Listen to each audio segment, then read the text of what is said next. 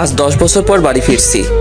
10 বছর আগে ছিলাম একটা অপদার্থ ছেলে, যার ছিল না কোনো মেধা, ছিল না পড়ার প্রতি মনোযোগ এবং ছিল না টাকা পয়সা। বলতে গেলে ছেলেটি সব দিক দিয়ে জিরো।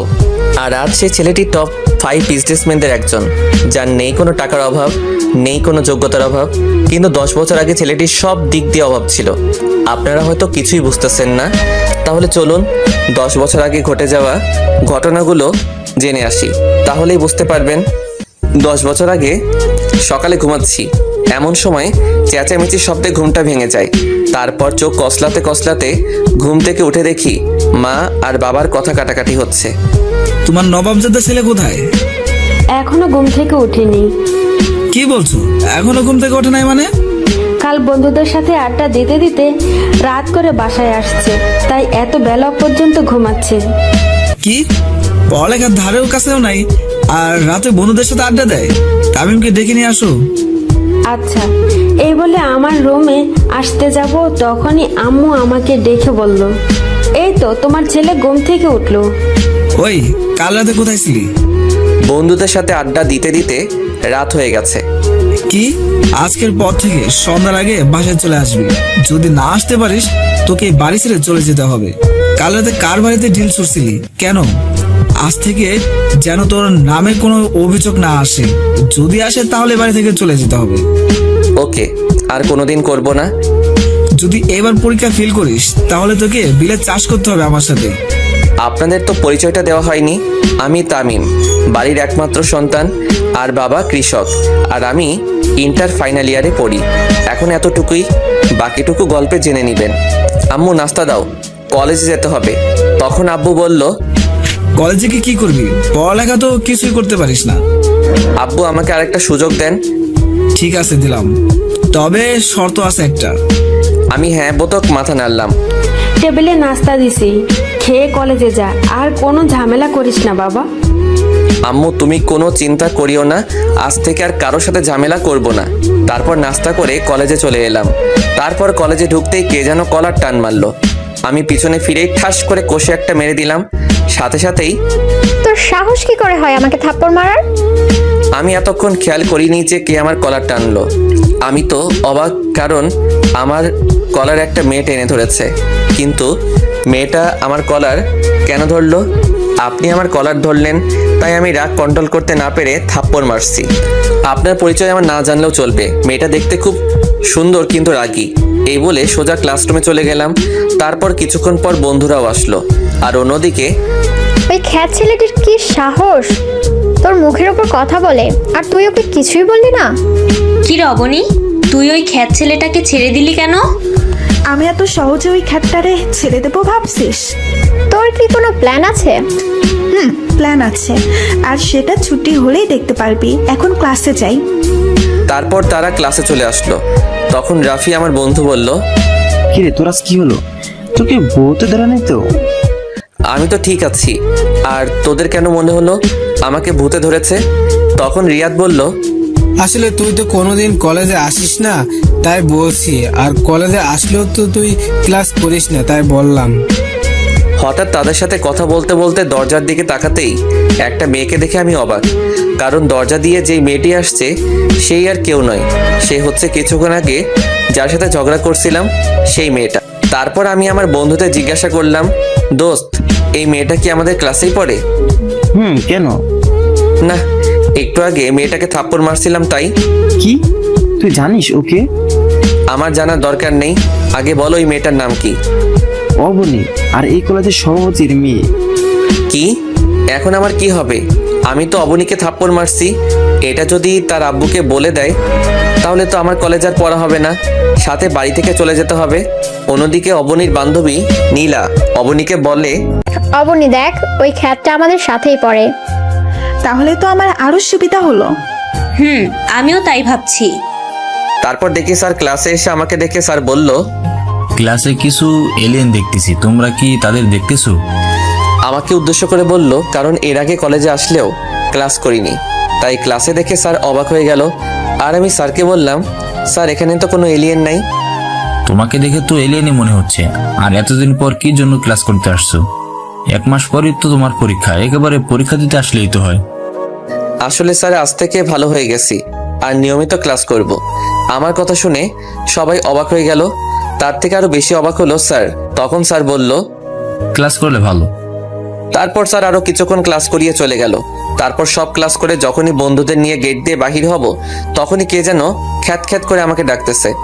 ওই খ্যাত, আমি পিছনে ফিরে দেখি অবনী আমায় ডাকতেছে। আমাকে বলতেছেন, এখানে তুই ছাড়া আর কে আছে? আচ্ছা আসতেছি। এই বলে আমার বন্ধুরা সহ আমি অবনীর কাছে গেলাম। ওই তোরা যা। আমরা কেন যাব? যেতে বলছি, যাবি নাকি অন্য ব্যবস্থা করব? আচ্ছা যাচ্ছি। তারপর ওরা চলে যাওয়ার পর, ওই তোর নাম কি? তামিম। আর কি জন্য ডাকছেন ওইটা বলেন। কেন, তোকে কি কাজ ছাড়া ডাকা যায় না নাকি? তা নই, কিন্তু কেন ডাকলেন তা তো বলেন।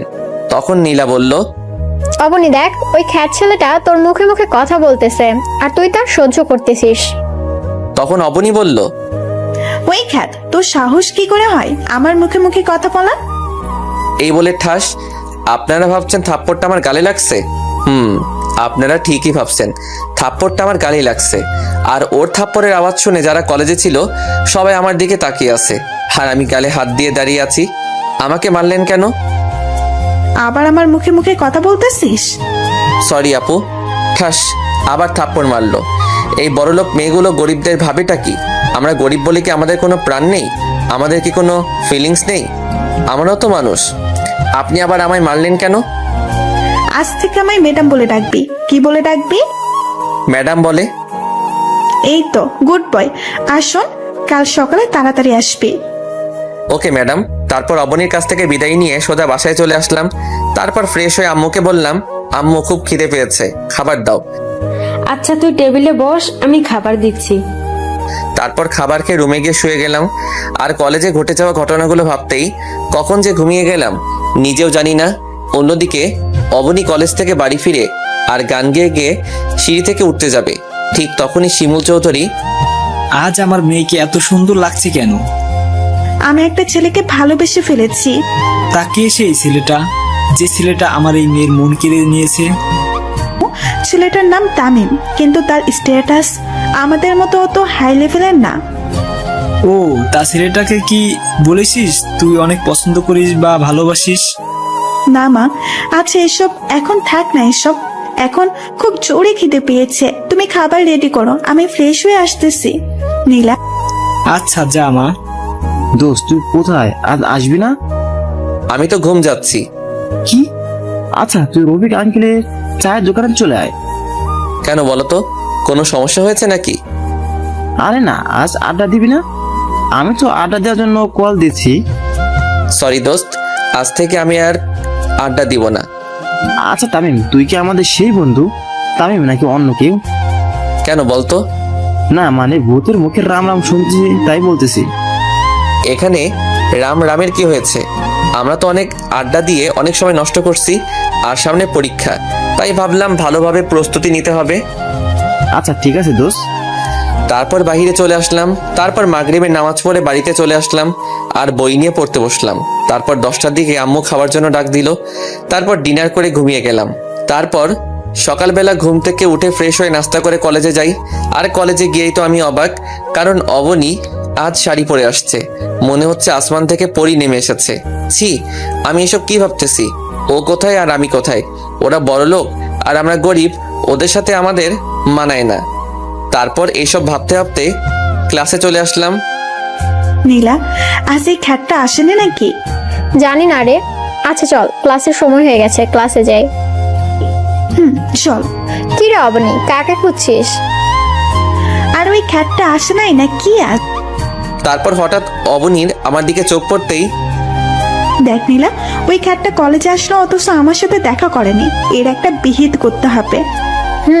আজ ওর একটা বিহিত করতেই হবে। ক্লাস ছুটি হোক, তারপর দেখাচ্ছি। আমি ক্লাসে এসে বন্ধুদের পাশে বসে গেলাম। তখন রাফি বলল, কিরে দোস্ত, কি অবস্থা? এই তো ভালো, তোদের কি অবস্থা? আমরাও ভালো দোস্ত। তারপর স্যার ক্লাসে চলে আসলো। তারপর স্যার কিছু নোট লিখে দিলেন আর বললেন, আচ্ছা কাল তোমাদের এই বিষয়ের উপর ক্লাস টেস্ট নেওয়া হবে, তাই সবাই ভালোভাবে প্রস্তুতি নাও। তারপর স্যার আরও কিছুক্ষণ ক্লাস করে চলে গেলেন। তারপর একে একে সব ক্লাস করে চলে আসতে যাব, তখন দেখি অবনী গেটের ওইখানে দাঁড়িয়ে আছে। আমি অবনীকে না দেখার ভান করে চলে যেতে যাব, তখনই ওই ক্যাট, তোকে সকালে আমার সাথে দেখা করতে বলেছিলাম না? সরি, আসলে ভুলে গেছিলাম। কাল সকালে আসার পর আমার সাথে দেখা করে তারপর ক্লাস করতে যাবি। আচ্ছা এখন তুই যেতে পারিস। আচ্ছা যাচ্ছি। এই বলে বন্ধুদেরকে নিয়ে চলে আসলাম। মাঝপথে রিয়াদ বলল, আচ্ছা দোস্ত, ওই অবনী তোর পিছনে এইভাবে লেগে আছে কেন? তখন রাফি বলল, ওই দিন অবনীকে তামিম থাপ্পড় মারলো না, মনে হয় ওইটা বদলা নেওয়ার প্ল্যান করতেছে। এই রে, এরা কিভাবে জানলো আমি অবনীকে থাপ্পড় মারছি? সত্যি তুই অবনীকে থাপ্পড় মারছিস? তাহলে তো তুই শেষ। আরে এমনি ভয়ে ভয়ে আছি, আর তুই সেইখানে আরো ভয় দেখাচ্ছিস। কোথায় সাহস দিবি তা না করে উল্টা আমায় ভয় দেখাচ্ছিস। তোরা কি আদৌ আমার বন্ধু নাকি শত্রু তা আজও জানতে পারলাম না। দোস্ত ওসব বাদ দে তো, কাল যে টেস্ট পরীক্ষা হবে তা নিয়ে কিছু ভাবছিস? যা হবে কাল দেখা যাবে। আচ্ছা চলি দোস্ত, আর ভালোভাবে প্রস্তুতি নিস। ওদের সাথে কথা বলতে বলতে বাড়িতে চলে আসলাম। বাড়িতে ঢুকে মাকে বললাম, আম্মু খুব খিদে পেয়েছে, খাবার দাও। আচ্ছা তুই ফ্রেশ হয়ে আয়, আমি টেবিলে খাবার দিচ্ছি। তারপর আমি ফ্রেশ হতে চলে গেলাম। অবনী, তুই খ্যাতটাকে সবসময় এভাবে ছেড়ে দিস কেন? আরে অপেক্ষা কর, ফাইনাল পরীক্ষার পর আমাকে থাপ্পড় মারার প্রতিশোধ নেব। দেখ কাল কি করি। মুখে তো বলে দিলাম, তামিমকে কি আমি শাস্তি দিতে পারবো না? আমি তামিমের থেকে প্রতিশোধ নিতে পারবো না, কারণ আমি যে তামিমকে খুব ভালোবেসে ফেলেছি। তামিমকে কি আমি বলতে পারবো আমার ভালোবাসার কথা? কিরে, তুই কি ভাবছিলি এতক্ষণ? সে কখন থেকে ডাকতেছি, তোর কোনো খুশি নেই? না কিছু না, চল বাড়ি যাই।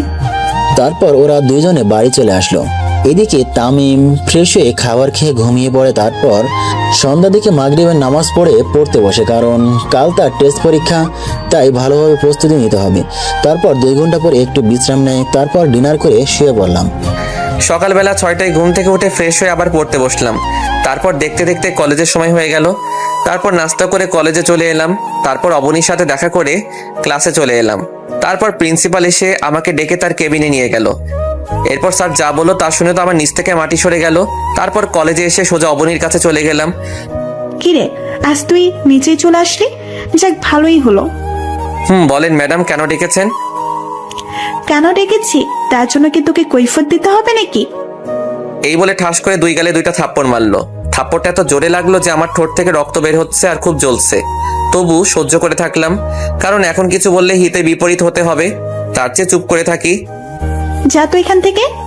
তারপর আমি সোজা ক্লাসরুমে চলে আসলাম, আর আমি পকেট থেকে রুমালটা বের করে রক্ত মুছে আবার ঢুকিয়ে রাখলাম। তারপর আমার বন্ধুরা চলে এলো।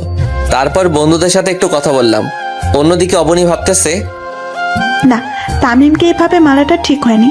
ধুর, এখন কি তামিমকে ভালোবাসার কথা বললে তো আমাকে মেনে নিবে না। তামিম তো আমাকে মেনে নিবে না, কারণ আজ আমি যা অন্যায় করলাম তার জন্য তামিম আমাকে ক্ষমা নাও করতে পারে।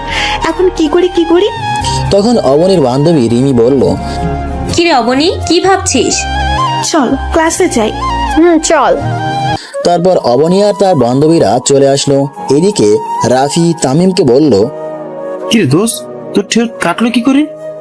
আরে তেমন কিছু না দোস্ত, সামান্য ব্যথা পেয়েছি, ঠিক হয়ে যাবে। আচ্ছা।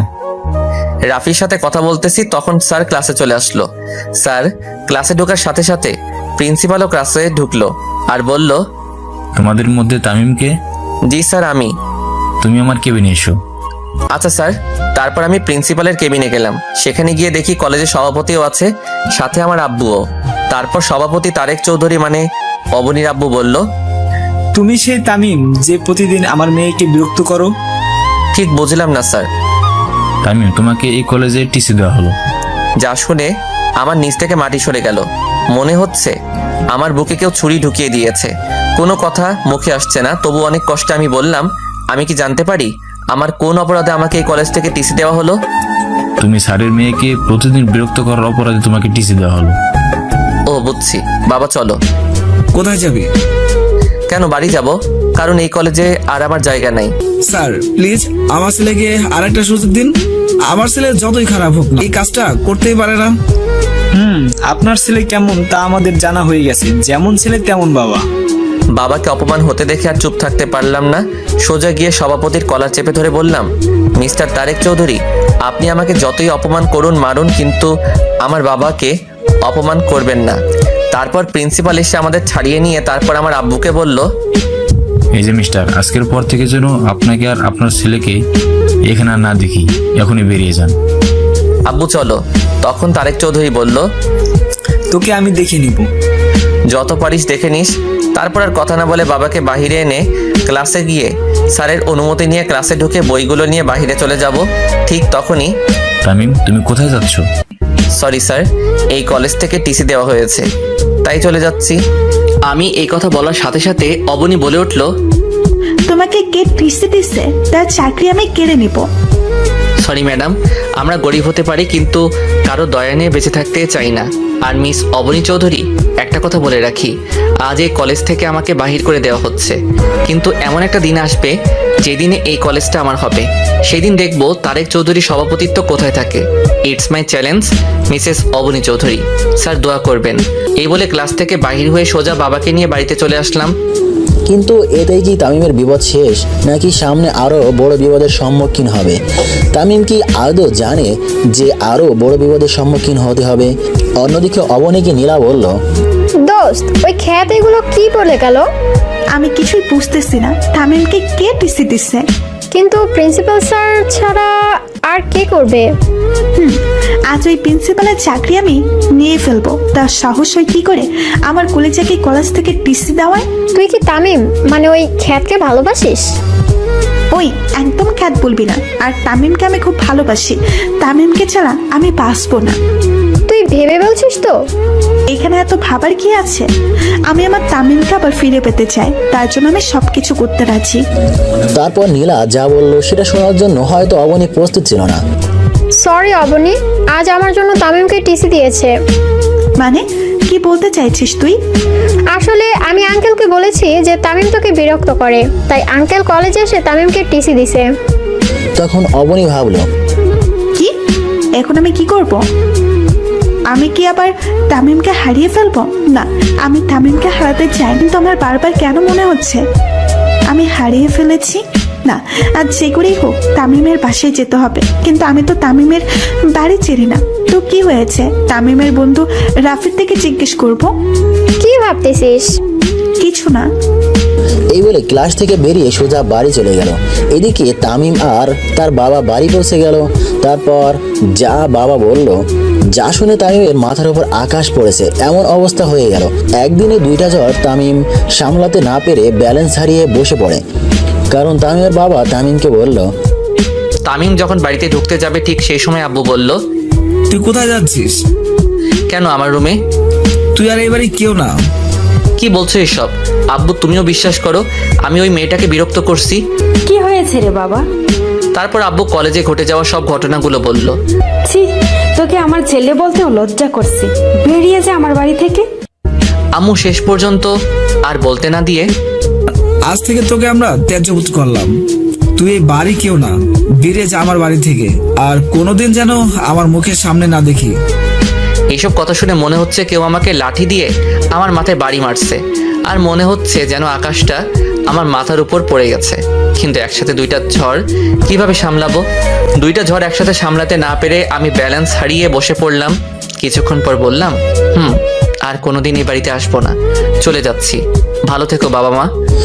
অন্যদিকে অবনী নীলা তামিমের বাড়িতে গেল তামিমের খোঁজে। কিন্তু অবনী আদৌ জানে না যে সে তামিমকে হারিয়ে ফেলতে চলেছে। কিন্তু অবনী হাসি মুখে তামিমের বাড়িতে ঢুকলে তামিমের আম্মু বলল, তোমরা কারা মামনি? আমি অপনি। আন্টি তামিম আছে? তামিম তো অনেক আগে এ বাড়ি ছেড়ে চলে গেছে। কি? তামিম কোথায় গেছে? আন্টি আমি যে তামিমকে খুব ভালোবাসি। কিন্তু ও তো কোনোদিন বলেনি যে ও কাউকে পছন্দ করে। আমার ভুলের জন্য তামিমের আজ এই অবস্থা। কি ভুল করেছো মামনি? আমার জন্যই তো তামিমকে টিসি দিছে। তুমি যা করলে তার কোনো ক্ষমা নাই। তোমার জন্য আমার নির্দোষ ছেলেটা কষ্ট পাচ্ছে। বেরিয়ে যাও আমার বাড়ি থেকে। আন্টি আর কিছু বলতে পারলো না, কারণ তামিমের আম্মু দরজা বন্ধ করে দিয়ে চলে যায়। অবনী চিন্তা করে, আজ আমার জন্য তামিমের এই অবস্থা। তামিম এখন কোথায় আছে, কি করছে? আচ্ছা, রেল স্টেশনে গিয়ে দেখি সেখানে তামিম আছে নাকি, থাকলেও তো থাকতে পারে। তারপর অবনী রেল স্টেশনের দিকে ছুটে যায়, কিন্তু কপাল খারাপ, সেখানেও তামিম নেই। এদিকে তামিম তার সব সার্টিফিকেট আর মোবাইল আর কিছু জামানো টাকা ছিল সব কিছু নিয়ে বেরিয়ে পড়লো অজানা রাস্তার পাড়ি দিতে, আর বলল, জানি না কোথায় এই রাস্তার সমাপ্তি হবে, জানি না এখন কোথায় থাকবো। তারপর এইসব ভাবতে ভাবতে হাঁটতেছি। তারপর রেল স্টেশনে গিয়ে ট্রেনের জন্য অপেক্ষা করলাম। অবশেষে অপেক্ষার সমাপ্তি ঘটে। স্টেশনে ঢাকাগামী ট্রেনটাতে উঠে পড়লাম। তারপর ট্রেনটা নিজের মতো করে চলতে লাগলো, আর আমি বাহিরের দৃশ্য উপভোগ করতে লাগলাম। আর কিছুক্ষণ আগে ঘটে যাওয়া ঘটনাগুলো ভাবতেছি, কি থেকে কি হয়ে গেল, এটা তো হওয়ার ছিল না, কিন্তু যা হওয়ার তা তো হবেই, কারণ এটাই যে নিয়তির খেলা।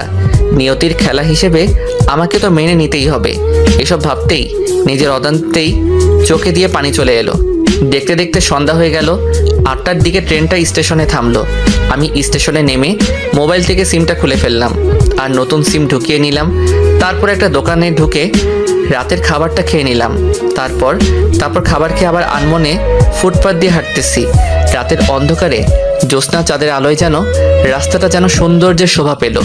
এইভাবে হাঁটতে হাঁটতে কিছু দূর গিয়ে মোবাইলটা হাতে নিয়ে দেখি 12টা বাজে, আর মোবাইলে দেখি 6% চার্জ আছে। তারপর আশেপাশে চেয়ে দেখি পুরো রাস্তা ফাঁকা, শুধু আমি একা রাস্তায় হাঁটতেছি আর জ্যোৎস্না রাতের সৌন্দর্য উপভোগ করতেছি। কিন্তু এই সৌন্দর্য যে এখন আর আমার ভালো লাগে না, কারণ আমি আমার প্রিয় 2টা জিনিস যে হারিয়ে ফেললাম। কিন্তু কি করব, এইসব নিয়ে চিন্তা করে লাভ নেই। এখন আমার ক্যারিয়ার নিয়ে ভাবতেছি। হঠাৎ দেখি কয়েকজন ছেলে একটা লোকের সাথে ধস্তাধস্তি করতেছে। আমি বাধা দিতেই ওরা আমার পেটে ছুরি ঢুকিয়ে দিয়েই পালিয়ে যায়। এরপর আর কিছু মনে নেই। তারপর যখন চোখ খুললাম তখন দেখি যে মানুষটাকে বাঁচাতে গিয়ে আমি আঘাত পেয়েছি। সেই লোকটি আর একটা মেয়ে আমার পাশে বসে আছে, হয়তো তার মেয়ে হবে। লোকটি আমার চোখ খুলতে দেখে বলল, তোমার এখন কেমন লাগছে? ভালো, কিন্তু একটু ব্যথা করছে। আস্তে আস্তে ঠিক হয়ে যাবে। আচ্ছা, তোমার নাম কি? তামিম। আর আপনি কে আঙ্কেল? আমি আরিফ চৌধুরী, চৌধুরী গ্রুপ অফ ইন্ডাস্ট্রিজের মালিক। আর ইনিকে? তখন মেয়েটি বলল, আমি মাইশা চৌধুরী। আচ্ছা, তোমার বাবা মার নম্বরটা দাও। আর তুমি কোথায় থাকো? আমার তো কেউ নাই আঙ্কেল, আর আমি ঢাকায় কাল রাতে আসছি। কে বলেছে তোমার কেউ নেই? আজ থেকে তুমি আমাদের সাথেই থাকবে। না আঙ্কেল, আপনারা আমার জন্য অনেক করছেন। আপনাদের এই ঋণ আমি কোনোদিন শোধ করতে পারবো না। কিসের ঋণ? বাবার কাছে ছেলের ঋণ থাকে না। আজ থেকে তুমি আমাদের সাথেই থাকবে। না আঙ্কেল, এই আমাকে আর বলতে না দিয়ে আঙ্কেল বললেন, তোমাদের সাথে থাকবে, ব্যাস। আমি আর কোনো কথা শুনতে চাই না। কিন্তু তখন মাইশা বলল, কোনো কিন্তু নয়, তুমি আমাদের সাথে থাকবে, ব্যাস। ওনাদের জোরাজোরিতে আমি ওনাদের সাথে যেতে রাজি হলাম।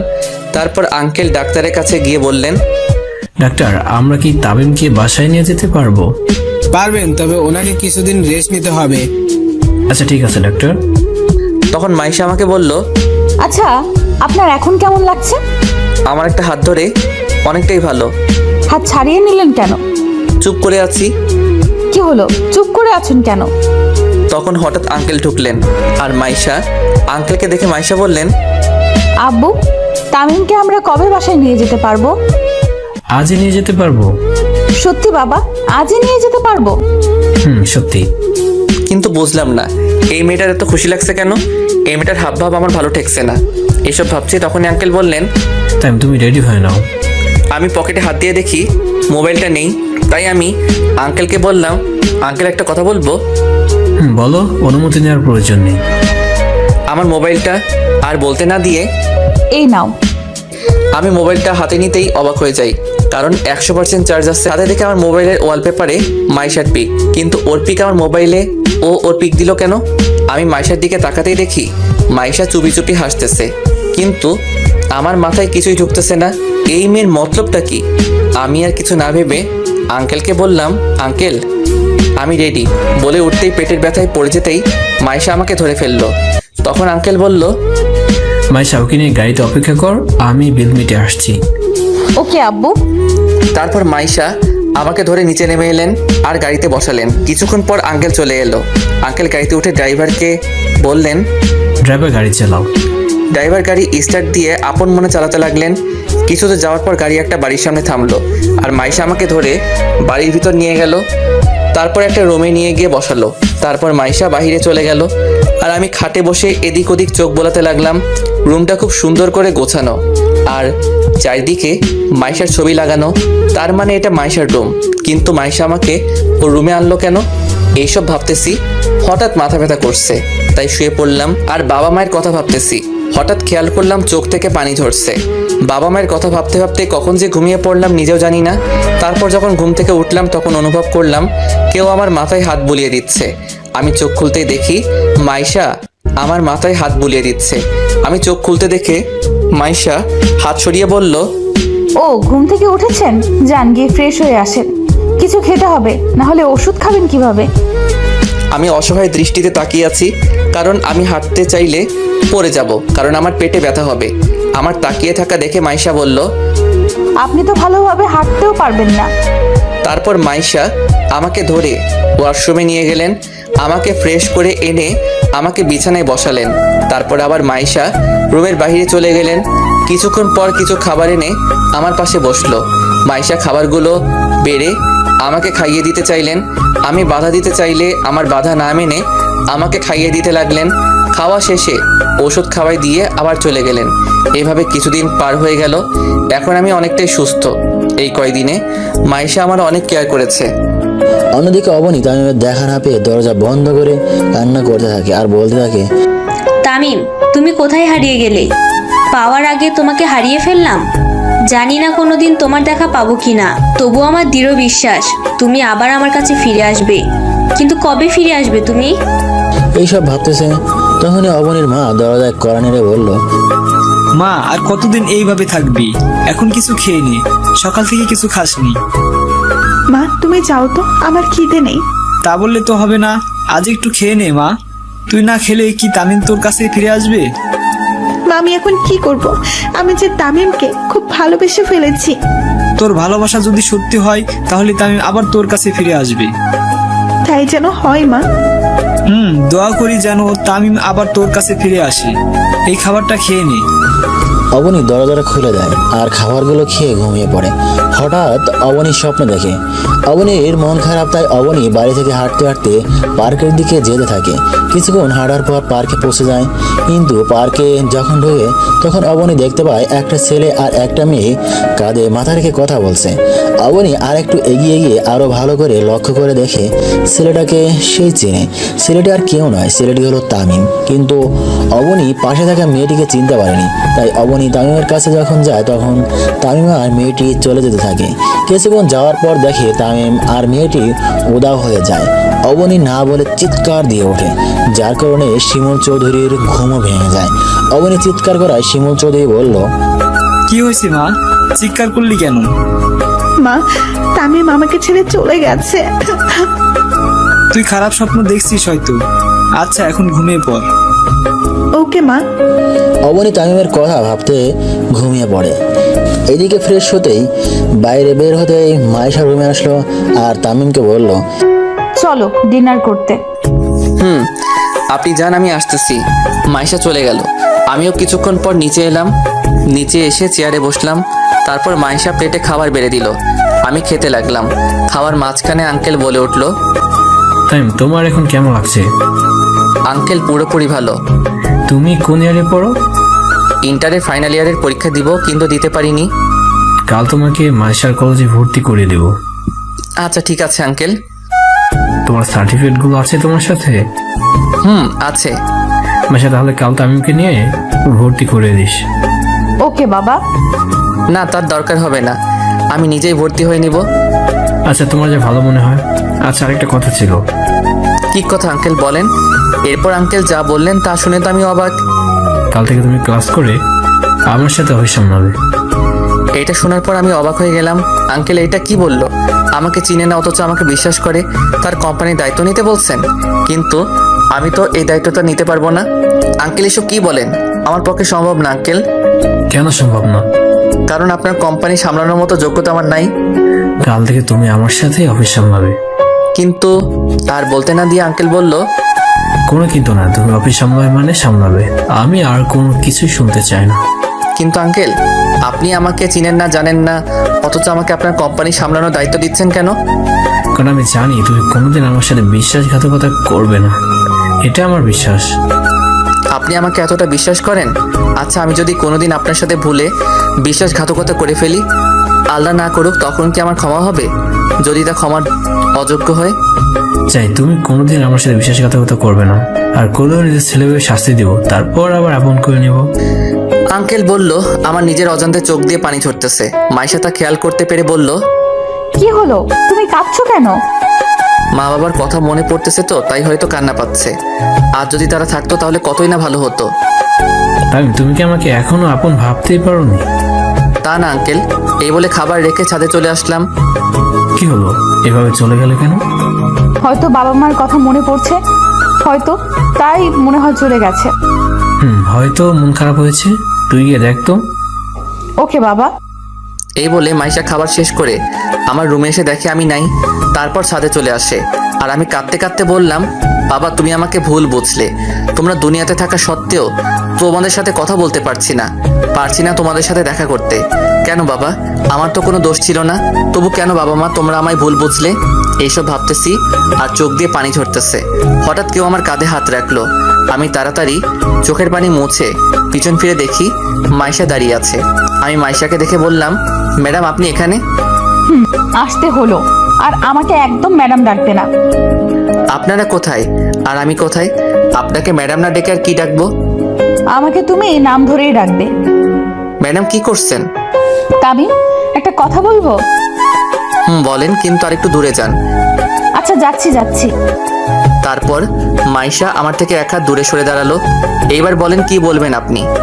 তোমার কোনো গার্লফ্রেন্ড আছে? কি যে বলেন, আমার মতো একটা খ্যাত ছেলেকে কি কেউ ভালোবাসতে পারে?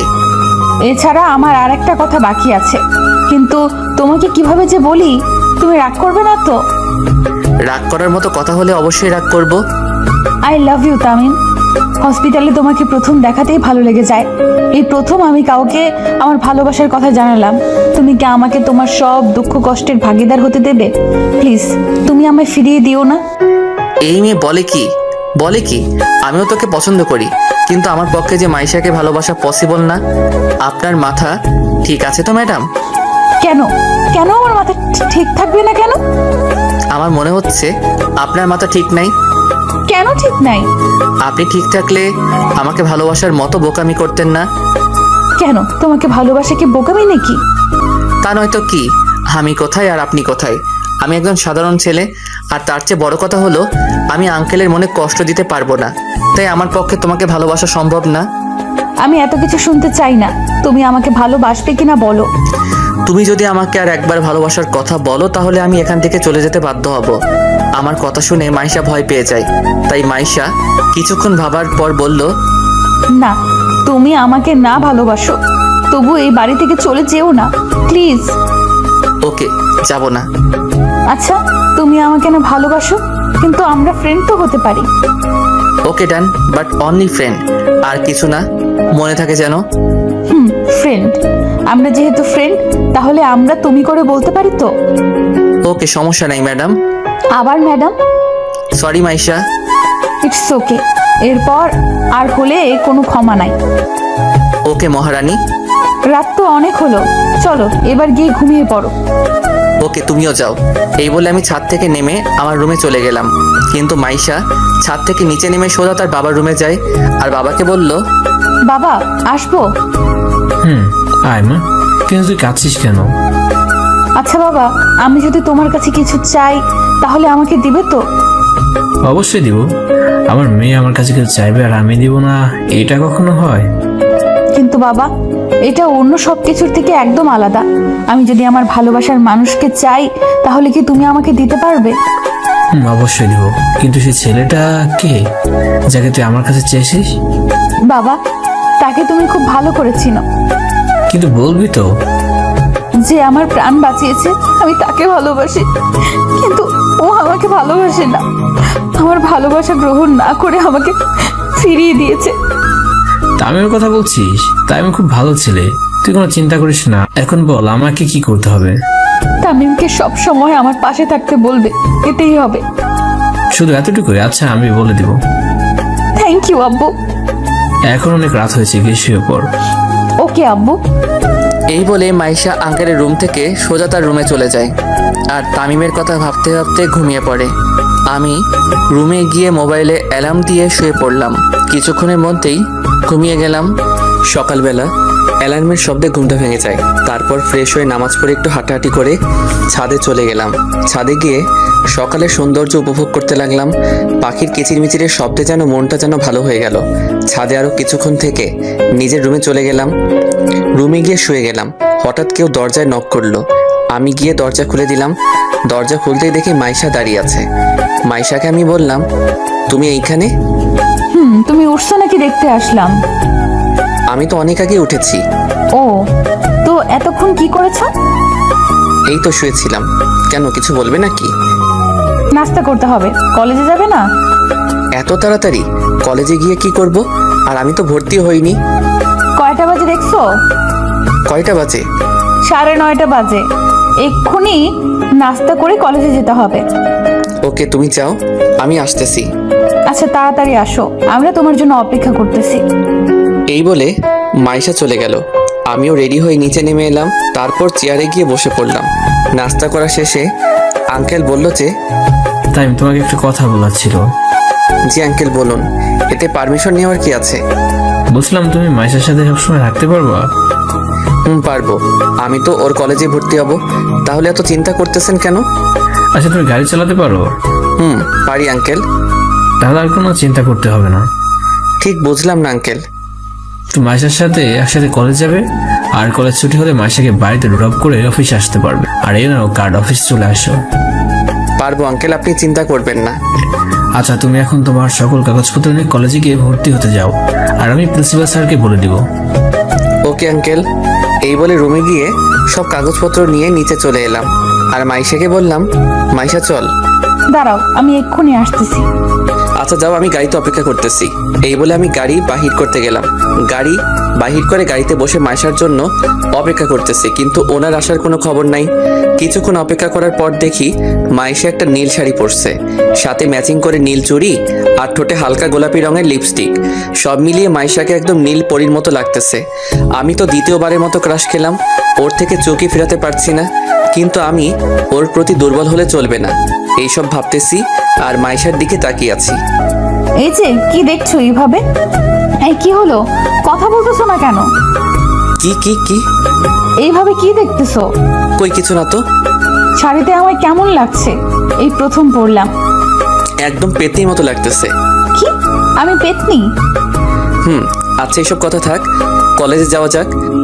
চলো। তারপর গাড়ি ড্রাইভ করে কলেজে চলে আসলাম। আমি মাইশাকে ক্লাসরুমে চলে যেতে বলে সোজা প্রিন্সিপালের রুমে চলে গেলাম আর বললাম, স্যার আসতে পারি? Yes, coming. আমি রুমে ঢুকলাম আর প্রিন্সিপাল স্যার বলল, কি জন্য আসছো? ভর্তি হতে আসছি স্যার। কোন বর্ষে? ফাইনাল ইয়ারে। কি, আর 1 মাস পর তোমাদের পরীক্ষা আর তুমি এখন ভর্তি হতে আসছো? আগের কলেজ থেকে টিসি দিছে, তাই পড়তে পারিনি। তোমার কাগজপত্রগুলো দাও। আমি কাগজগুলো স্যারকে দিলাম। স্যার কিছুক্ষণ দেখে আমাকে বললেন, তোমাকে তাহলে রফিক পাঠাইছে? জি স্যার। আচ্ছা একটা কথা বলো তো, তোমাকে আগের কলেজ থেকে কেন টিসি দিছে? স্যার, কলেজে ঘটে যাওয়া সকল ঘটনা বললাম। সভাপতির হাত তুলছে কেন? কারণ উনি আমার বাবার নামে গালি দিছে, তাই। যদি এই কলেজে এরকম করো তাহলে তোমার পড়ালেখা বন্ধ হয়ে যাবে। স্যার, এই ভুল দ্বিতীয়বার আর হবে না। তোমাকে কলেজে ভর্তি করাতে পারি, তবে একটা শর্ত আছে। কি শর্ত স্যার? আমি আপনার সকল শর্তে রাজি স্যার। তুমি কলেজে কোনো রকম মারামারি ঝগড়া করতে পারবে না। যে কোনো অবস্থাতে তুমি ঝগড়া করবে না। যদি করো তাহলে তোমাকে এই কলেজ থেকে টিসি দেওয়া হবে, এবং যাতে অন্য কলেজে না ভর্তি হতে পারো সেই ব্যবস্থা করা হবে। ওকে স্যার, আমার দ্বারা এই কলেজে কোনো ঝগড়া হবে না। ওকে, এখন ক্লাসে যাও আর ভালোভাবে লেখাপড়া করো। আর 1 মাস পর তোমাদের ফাইনাল পরীক্ষা। স্যার, আমি তো ফাইনাল ইয়ারের রুম চিনি না। এখান থেকে বাহির হয়ে নিচে নেমে অপর বিল্ডিং এর 2য় তলায় তোমাদের ক্লাসরুম। ধন্যবাদ স্যার। এই বলে প্রিন্সিপাল স্যারের রুম থেকে বাহির হয়ে সোজা ক্লাসে চলে গেলাম। ক্লাসে গিয়ে দেখি স্যার ক্লাস করাচ্ছেন। আমি স্যারকে বললাম, may I coming sir? Yes coming. তোমার নাম কি? তামিম, কলেজে নতুন আসছি। ওকে, সিটে গিয়ে বসো। আমি এদিক ওদিক তাকাতে লাগলাম, কিন্তু কোথাও জায়গা খালি নাই। আমি একটু এগোতে একটা মেয়ে আমাকে তার পাশে বসতে বলল। আমি আর কোনো উপায় না পেয়ে তার পাশে বসলাম। স্যার কিছু নোট লিখে দিছেন, সেইগুলো তুলে নিলাম। স্যার ক্লাস করিয়ে চলে গেলেন। স্যার ক্লাস করিয়ে চলে গেলে আমার পাশে থাকা মেয়েটি বলল, হাই, আমি সুমাইয়া। আপনি? জি, আমি তামিম। আচ্ছা, আমরা কি ফ্রেন্ড হতে পারি? সরি না। এরই মধ্যে স্যার ক্লাসে চলে আসলো, তবু এই মেয়ের বকবকানি বন্ধ হচ্ছে না। কেন? নিজেকে কি মনে করেন? একটা মেয়ে নিজ থেকে আপনাকে ফ্রেন্ড হওয়ার অফার করতেছেন বলে কি সেলিব্রিটি হয়ে গেছেন নাকি? আচ্ছা ফ্রেন্ড, এখন একটু চুপ থাকুন, স্যার ক্লাস করাচ্ছে, দেখতেছেন না নাকি? ওকে, চুপ থাকলাম। আচ্ছা, আমরা যখন ফ্রেন্ড, তো তুমি করে বলা যায় না? যা ইচ্ছা বলেন, তবু কথা একটু কম বলেন। ওকে, আর কথা বলবো না। একে একে সব ক্লাস করে বাইরে এসে গাড়ির পাশে মাইশার জন্য অপেক্ষা করতেছি, কিন্তু এখনো আসতেছে না কেন? কিছুক্ষণ পর দেখি সুমাইয়া আর মাইশা একসাথে বাহির হচ্ছে। তারপর মাইশা এসে বলল, সুমাইয়াও আছে, এই মেয়েটা এখানে কেন? চলো তামিম, একটা রেস্টুরেন্টে যাই। রেস্টুরেন্টে কেন? আমার খুব খিদা লাগছে। এত কথা না বলে তাড়াতাড়ি গাড়িতে উঠে রেস্টুরেন্টে চলো। Okay madam. এই সুমাইয়া, গাড়িতে ওঠ। উনি যাবেন নাকি? কেন, তোমার কোনো সমস্যা নাকি? না, আমার কেন সমস্যা হবে? এই মেয়েটা তো মেয়ে না, যেন একটা রাক্ষসী, কথা শুরু করলে আর বন্ধ হয় না। কি বলছো বিড়বিড় করে? কই কিছু না তো। তাহলে গাড়ি স্টার্ট দাও আর তাড়াতাড়ি চলো। ওকে। আমি গাড়িতে উঠে গাড়ি ড্রাইভ করে সোজা একটা রেস্টুরেন্টে চলে আসলাম। তারপর একটা স্পেশাল কেবিনে বসলাম। তখন সুমাইয়াকে মাইশা বলল, কি খাবি, অর্ডার দে। তুই অর্ডার দে না। তামিম, তুমি কি খাবে? তোমরা যা খাবে আমিও তা খাবো। ওকে, ঠিক আছে, আমি অর্ডার দিচ্ছি। দে। ওয়েটার, ওয়েটার, একটু এদিকে এসো। জি ম্যাম, বলুন কি খাবেন? এই খাবারগুলো নিয়ে আসো। Okay madam. ওয়েটার খাবার আনতে চলে গেল। মাইশা খাবার আনতে আনতে আমি একটু মুখটা ধুয়ে আসি। ওকে, যাও। আমি মুখ ধুতে চলে আসলাম। আমি চলে যাওয়ার পর সুমাইয়া মাইশাকে বলল, মাইশা, ছেলেটা কে রে? দেখতে খুব হ্যান্ডসাম। আমার তো প্রেম করতে ইচ্ছে করতেছে রে।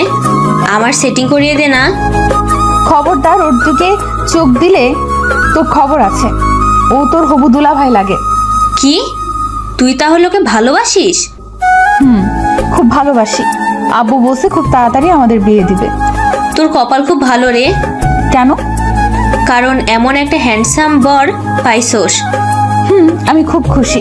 আমি তামিমকে খুব ভালোবাসি। এরই মধ্যে খাবার চলে আসলো। আমিও মুখ ধুয়ে চলে আসলাম। আমাকে আসতে দেখে ওরা দুইজনেই চুপ হয়ে গেল। আমি গিয়ে বসে পড়লাম। তারপর খাওয়া শেষে বিল দিয়ে মাইশাকে আর সুমাইয়াকে ড্রপ করে দিয়ে আঙ্কেলের অফিসের দিকে রওনা দিলাম। কিছুক্ষণ ড্রাইভ করার পর আঙ্কেলের দেওয়া ঠিকানায় পৌঁছে গেলাম। আমি গাড়ি থেকে নেমে দেখি অনেক বড় একটা কোম্পানি, আনুমানিক 16 তলা হবে। কাল্পনিক, সো এটা নিয়ে ট্রল করবেন না। আমি এত বড় অফিস দেখে অবাক হয়ে গেলাম। আমি লিফট দিয়ে 8 তলায় উঠে সামনের দিকে এগোতে লাগলাম। সামনে দেখি আঙ্কেলের কেবিন। আমি আঙ্কেলের কেবিনে নক করে বললাম, আসতে পারি আঙ্কেল? তাই তুমি ভিতরে আসো, চেয়ারে বসো। Okay uncle. আমি গিয়ে চেয়ারে বসে পড়লাম। তখন আঙ্কেল বলল, মাইশাকে বাড়িতে ড্রপ করে দিচ্ছ? আঙ্কেল। গুড। দুপুরে খাবার খেয়েছো? রেস্টুরেন্ট থেকে 2 জন খেয়ে নিয়েছি। ওকে, ভালো করেছো। এই বলে আঙ্কেল কাকে যেন কল করলো আর বলল সব স্টাফদেরকে মিটিং রুমে যেতে। কিছুক্ষণ পর আঙ্কেল বলল, চলো মিটিং রুমে যাবো। Okay uncle. তারপর আঙ্কেল আমাকে একটা রুমের সামনে আনলো আর দরজা খুলে ভিতরে ঢুকে দেখলাম অনেক বড় একটা রুম, যার মধ্যে অফিসের সব এমপ্লয়ি উপস্থিত রয়েছে। এমপ্লয়ি প্রায় 750 জন হবে। আঙ্কেল আমাকে নিয়ে গিয়ে আঙ্কেলের পাশে একটা চেয়ারে নিয়ে গিয়ে বসালো। আঙ্কেল বলল, এমপ্লয়ীদের উদ্দেশ্যে বলল, আজ আপনাদেরকে একটা বিশেষ কথা বলার জন্য এই মিটিং এর আয়োজন করা হয়েছে। কি স্যার? আমার তো অনেক বয়স হয়েছে, তাই আমি আমার এই কোম্পানির দায়িত্ব অন্য কারোর উপর দেব, আর যাকে দেবো সে হচ্ছে। আঙ্কেলের কথা শুনে তো আমি অবাক। আঙ্কেল, এটা কি বললেন? আজ থেকে এই কোম্পানির নতুন সিইও হবে তামিম। আমি শুনে তো অবাক। আঙ্কেল, এটা কি বললেন? এই ছেলেটা আমার মেয়ের হবু বর। আঙ্কেল, আপনি ভেবে বলছেন তো? আর আমি এই কোম্পানির দায়িত্ব নিতে পারবো না। আমি ভেবে বলেছি আজ থেকে এই কোম্পানি তোমার। আঙ্কেল একটু বাইরে আসবেন, কিছু কথা আছে। এখানে বলতেছি না কারণ এখানে কোম্পানির সব স্টাফরা আছে। চলো, এক্সকিউজ মি, আমি একটু পর আসছি। আঙ্কেল আর আমি বাইরে চলে এলাম। আঙ্কেল বললেন, এইবার বল কি কথা। আঙ্কেল আপনি এইসব কি বলতেছেন? কনফারেন্স রুমে আপনার মাথা কি ঠিক আছে? আমার মাথা একদম ঠিক আছে। তাহলে এইসব কি? এই কোম্পানির দায়িত্ব আমি কিভাবে নিব? আমি তো একটা সাধারণ পরিবারের ছেলে, আর সবচেয়ে বড় কথা হলো আমাকে আপনি ভালো করে চিনেনই না, তারপরও আমাকে আপনার কোম্পানির দায়িত্ব দিয়ে দিচ্ছেন। আমি কোনো কথা শুনতে চাই না, তুমি আজ থেকে কোম্পানি নিবে মানে নিবে। সরি আঙ্কেল, আমি আপনার কথা রাখতে পারলাম না। আর যদি তোমার বাবা হতাম তাহলে কি আমাকে এভাবে ফিরে দিতে? ফিরিয়ে দিতাম। কিন্তু কেন? কারণ আমার এখনো পড়ালেখা কমপ্লিট হয়নি, আর আমি আমার নিজের পায়ে দাঁড়াতে চাই। আচ্ছা, লেখাপড়া শেষ হলে তাহলে তোমাকে কোম্পানির দায়িত্ব অবশ্যই নিতে হবে। এখন আপাতত ওদের সামনে বললো না কোম্পানির দায়িত্ব নিচ্ছ না। Okay uncle. আরেকটা কথা আঙ্কেল। আবার কি কথা? তাড়াতাড়ি বলো। মাইশার সাথে আমার বিয়ে মানে বুঝলাম না। মাইশা তোমাকে খুব পছন্দ করে, তাই আমি ওকে কথা দিয়েছি মাসের সাথে তোমার বিয়ে দেবো। আচ্ছা, আপনার যা ভালো মনে করেন তাই করেন। চলেন, ওনারা আমাদের জন্য অপেক্ষা করতেছে। চলো। দুইজনে আবার কনফারেন্স রুমে চলে আসলাম। আঙ্কেল আবার বললেন, আচ্ছা, আজ থেকে তামিম এই কোম্পানির দায়িত্ব নেবে, আর যতদিন ওর পড়াশোনা শেষ হবে না ততদিন পর্যন্ত আমিই থাকবো। আর আপনাদের একটা সুখবর দেওয়া আছে, আগামী মাসের 26 তারিখে তামিম আর মাইশার এনগেজমেন্ট। সো সবাইকে অগ্রিম দাওয়াত দিলাম। পার্থ, তুমি তামিমকে অফিসে সবকিছু বুঝিয়ে দাও, বাকিরা সবাই নিজ নিজ কাজ করেন। তারপর পার্থ সাহেব একে একে সব আমাকে বুঝিয়ে দিলেন, কিন্তু আমি একটু কম এডুকেটেড হওয়ায় সবকিছু বুঝতে পারিনি, তবে কিছু কিছু বুঝতে পারছি। এরপর আমি সবকিছু বুঝে নিয়ে আঙ্কেলের কেবিনে গিয়ে আঙ্কেলকে বললাম, আঙ্কেল আমার কি আর কোনো কাজ আছে? নাই, কেন? তোমার কি কোনো কাজ আছে? আসলে আঙ্কেল কয়েকদিন পরে আমাদের পরীক্ষা, তাই আমার প্রস্তুতি নেওয়া দরকার।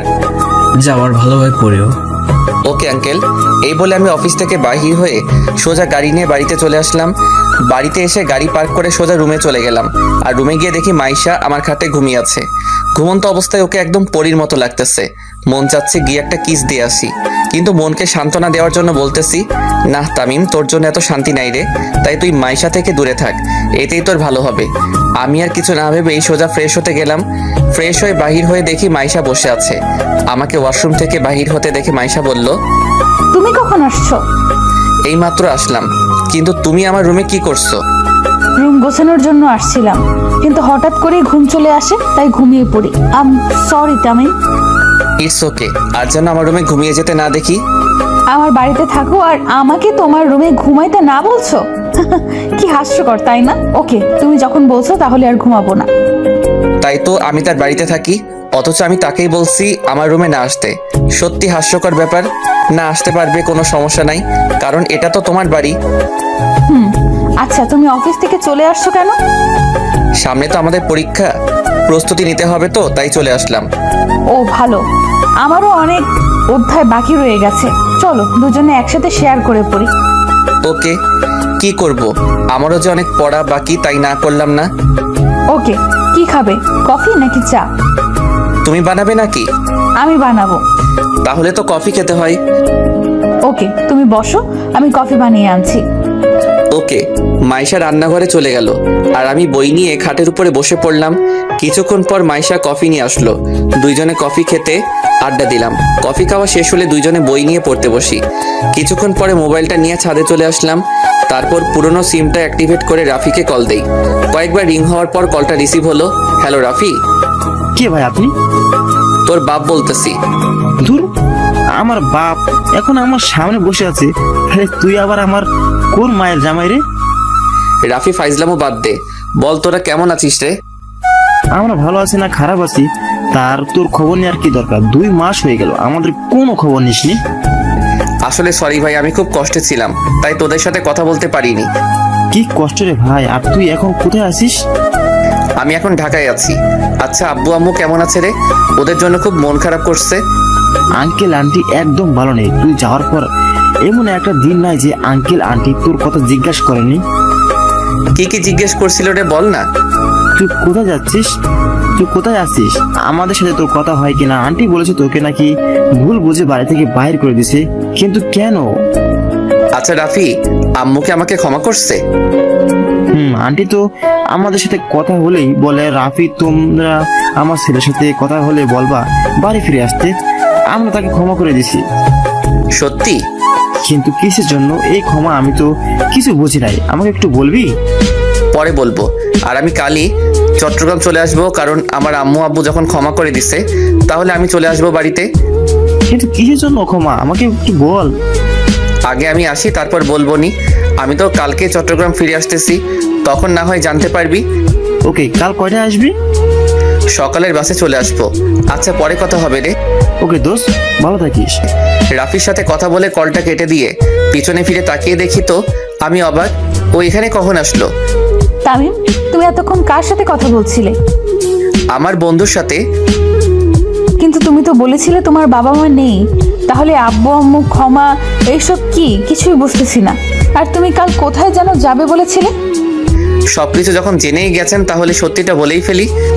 কি সত্যি বলো? তারপর কলেজে ঘটে যাওয়া সকল ঘটনা মাইশাকে বললাম। আর কাল সকালে নাস্তা করে আমি আবার গ্রামের বাড়ি ফিরে যাব। কাল কেন? একবারে পরীক্ষা দিয়ে যাও, কারণ পরীক্ষার তো আর বেশি দিন নাই। তাই ওকে, পরীক্ষা দিয়েই যাব, কারণ পরীক্ষা দিতে না পারলে পরবর্তীতে আবার একই ক্লাসে ভর্তি হওয়া অনেক লজ্জার ব্যাপার, তাই না করিনি। পরীক্ষা শেষ হলে তোমার সাথে আমিও যাব। সেটা পরে দেখা যাবে। এই বলে আমি ছাদ থেকে রুমে চলে আসলাম। তারপর কিছুক্ষণ ফেসবুকিং করলাম আর গল্প পোস্ট করলাম। যখনই অফলাইন হতে যাব তখনই সুমাইয়ার আইডি থেকে মেসেজ আসলো। হাই। হ্যালো, কেমন আছিস? ভালো, তুমি? আমিও ভালো। কি করতেছিস? বসে আছি, তুমি? আমিও বসে আছি। আচ্ছা তামিম, একটা প্রশ্ন করব। কর। তুমি কোন ইয়ারে পড়ো? ফাইনাল ইয়ারে। তুই? সত্যি তুমি ফাইনাল ইয়ারে? আমি ফাইনাল ইয়ারে। কোন কলেজে পড়ো? ঢাকা কলেজে। তামিম, তোমার একটা পিক দাও তো। কেন? তোমাকে চেনা চেনা লাগতেছে তাই। কেন বলতো? পিক দিবা কিনা বলো। ওকে ওয়েট, একটু পর আমার একটা ছবি দিলাম। ছবি দেওয়ার সাথে সাথে সুমাইয়া বলল, তামিম, তুমি আমাকে কোনোদিন দেখছো? না তো, কেন? আজকে মাইশার সাথে আমিই ছিলাম। কি তুই? আরো কিছুক্ষণ কথা বলে অফলাইন হয়ে গেলাম। এইভাবে কেটে গেল কয়েকটা দিন। আর 2 দিন পর আমাদের পরীক্ষা, তাই ভালোভাবে প্রস্তুতি নিতে হবে। তাই আর কোনো সময় নষ্ট না করে সব সময় বই নিয়ে ব্যস্ত থাকি। পরীক্ষার দিন। তামিম, তাড়াতাড়ি রেডি হও। ওকে দাঁড়াও, আমি আসতেছি। এরপর রেডি হয়ে কলেজে চলে গেলাম। ওয়ার্নিং বেল দিয়ে দিল, তাই পরীক্ষার হলে ঢুকে পড়লাম। স্যার প্রশ্ন দিয়ে গেল, কিন্তু প্রশ্ন এত সহজ যে 2 ঘন্টার জায়গায় 50 মিনিটে শেষ করে ফেলছি। এইভাবে একে একে সব পরীক্ষা দিয়ে ফেলছি। সব পরীক্ষা মোটামুটি ভালো হয়েছে। আজ পরীক্ষা শেষ দিন, শেষ পরীক্ষাটাও দিয়ে ফেললাম। এখন আমাকে চট্টগ্রাম ফিরতে হবে, তা আঙ্কেলকে বলা দরকার। তাই পরীক্ষা দিয়ে সোজা মাইশাকে নিয়ে বাড়ি চলে আসলাম রাতে। আঙ্কেল, একটা কথা বলার ছিল। বলো। সকালে চট্টগ্রাম যাবে আর কি, ওকে, কোনো সমস্যা নেই। আপনি জানলেন কি করে? মাইশা বলেছে আর বাড়ি যাবা। ঠিক আছে, তবে আসার সময় রিয়ানদেরও নিয়ে আসবা। এখনো বিয়ে হয়নি, তার মধ্যে আমার আব্বু আম্মুকে বিয়ান বানিয়ে ফেলছে। ওনারা কি আসবে? কেন আসবে না? দরকার হলে আমি কল করে বলবো। Okay uncle. এই বলে ডিনার করে রুমে চলে গেলাম আর মা বাবার সাথে কথা ভাবতে লাগলাম। বাবা মা, আবার তোমাদেরকে দেখতে পাবো। তোমরা কেমন আছো? তোমাদেরকে দেখতে আমার খুব ইচ্ছে করছে। এইসব ভাবতে ভাবতে কখন যে ঘুমিয়ে গেলাম নিজেও জানি না। সকালবেলা দরজায় নাড়ার আওয়াজে ঘুমটার 12টা বেজে গেল। আমি উঠে দরজা খুলতেই দেখি মাইশা কফি নিয়ে দাঁড়িয়ে আছে। দরজা খুললেই কফিটা রেখে চলে যায়। আমি সোজা ওয়াশরুমে গিয়ে ফ্রেশ হয়ে এসে নিচে চলে এলাম। তারপর নাস্তা করে রুমে চলে আসলাম। ব্যাগ গুছিয়ে আবার নিচে নেমে এলাম আর আঙ্কেলকে বললাম, আঙ্কেল যদি কোনো দোষ করে থাকি তো ক্ষমা করবেন। কি যে বলো না তুমি। এ নাও। এইটা কিসের চাবি? তোমার নতুন গাড়ি। এইসবের কি দরকার ছিল আঙ্কেল? আচ্ছা, এসব কথা এখন থাক, তোমার দেরি হয়ে যাচ্ছে। আঙ্কেল আসি। মাইশা আসি। যদি বেঁচে থাকি তো তাহলে আবার আসবো আঙ্কেল।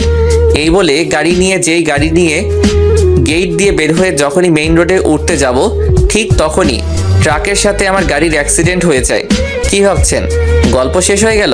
তাহলে ভুল ভাবছেন, কারণ গল্পের সিজন 2 আসতে চলেছে।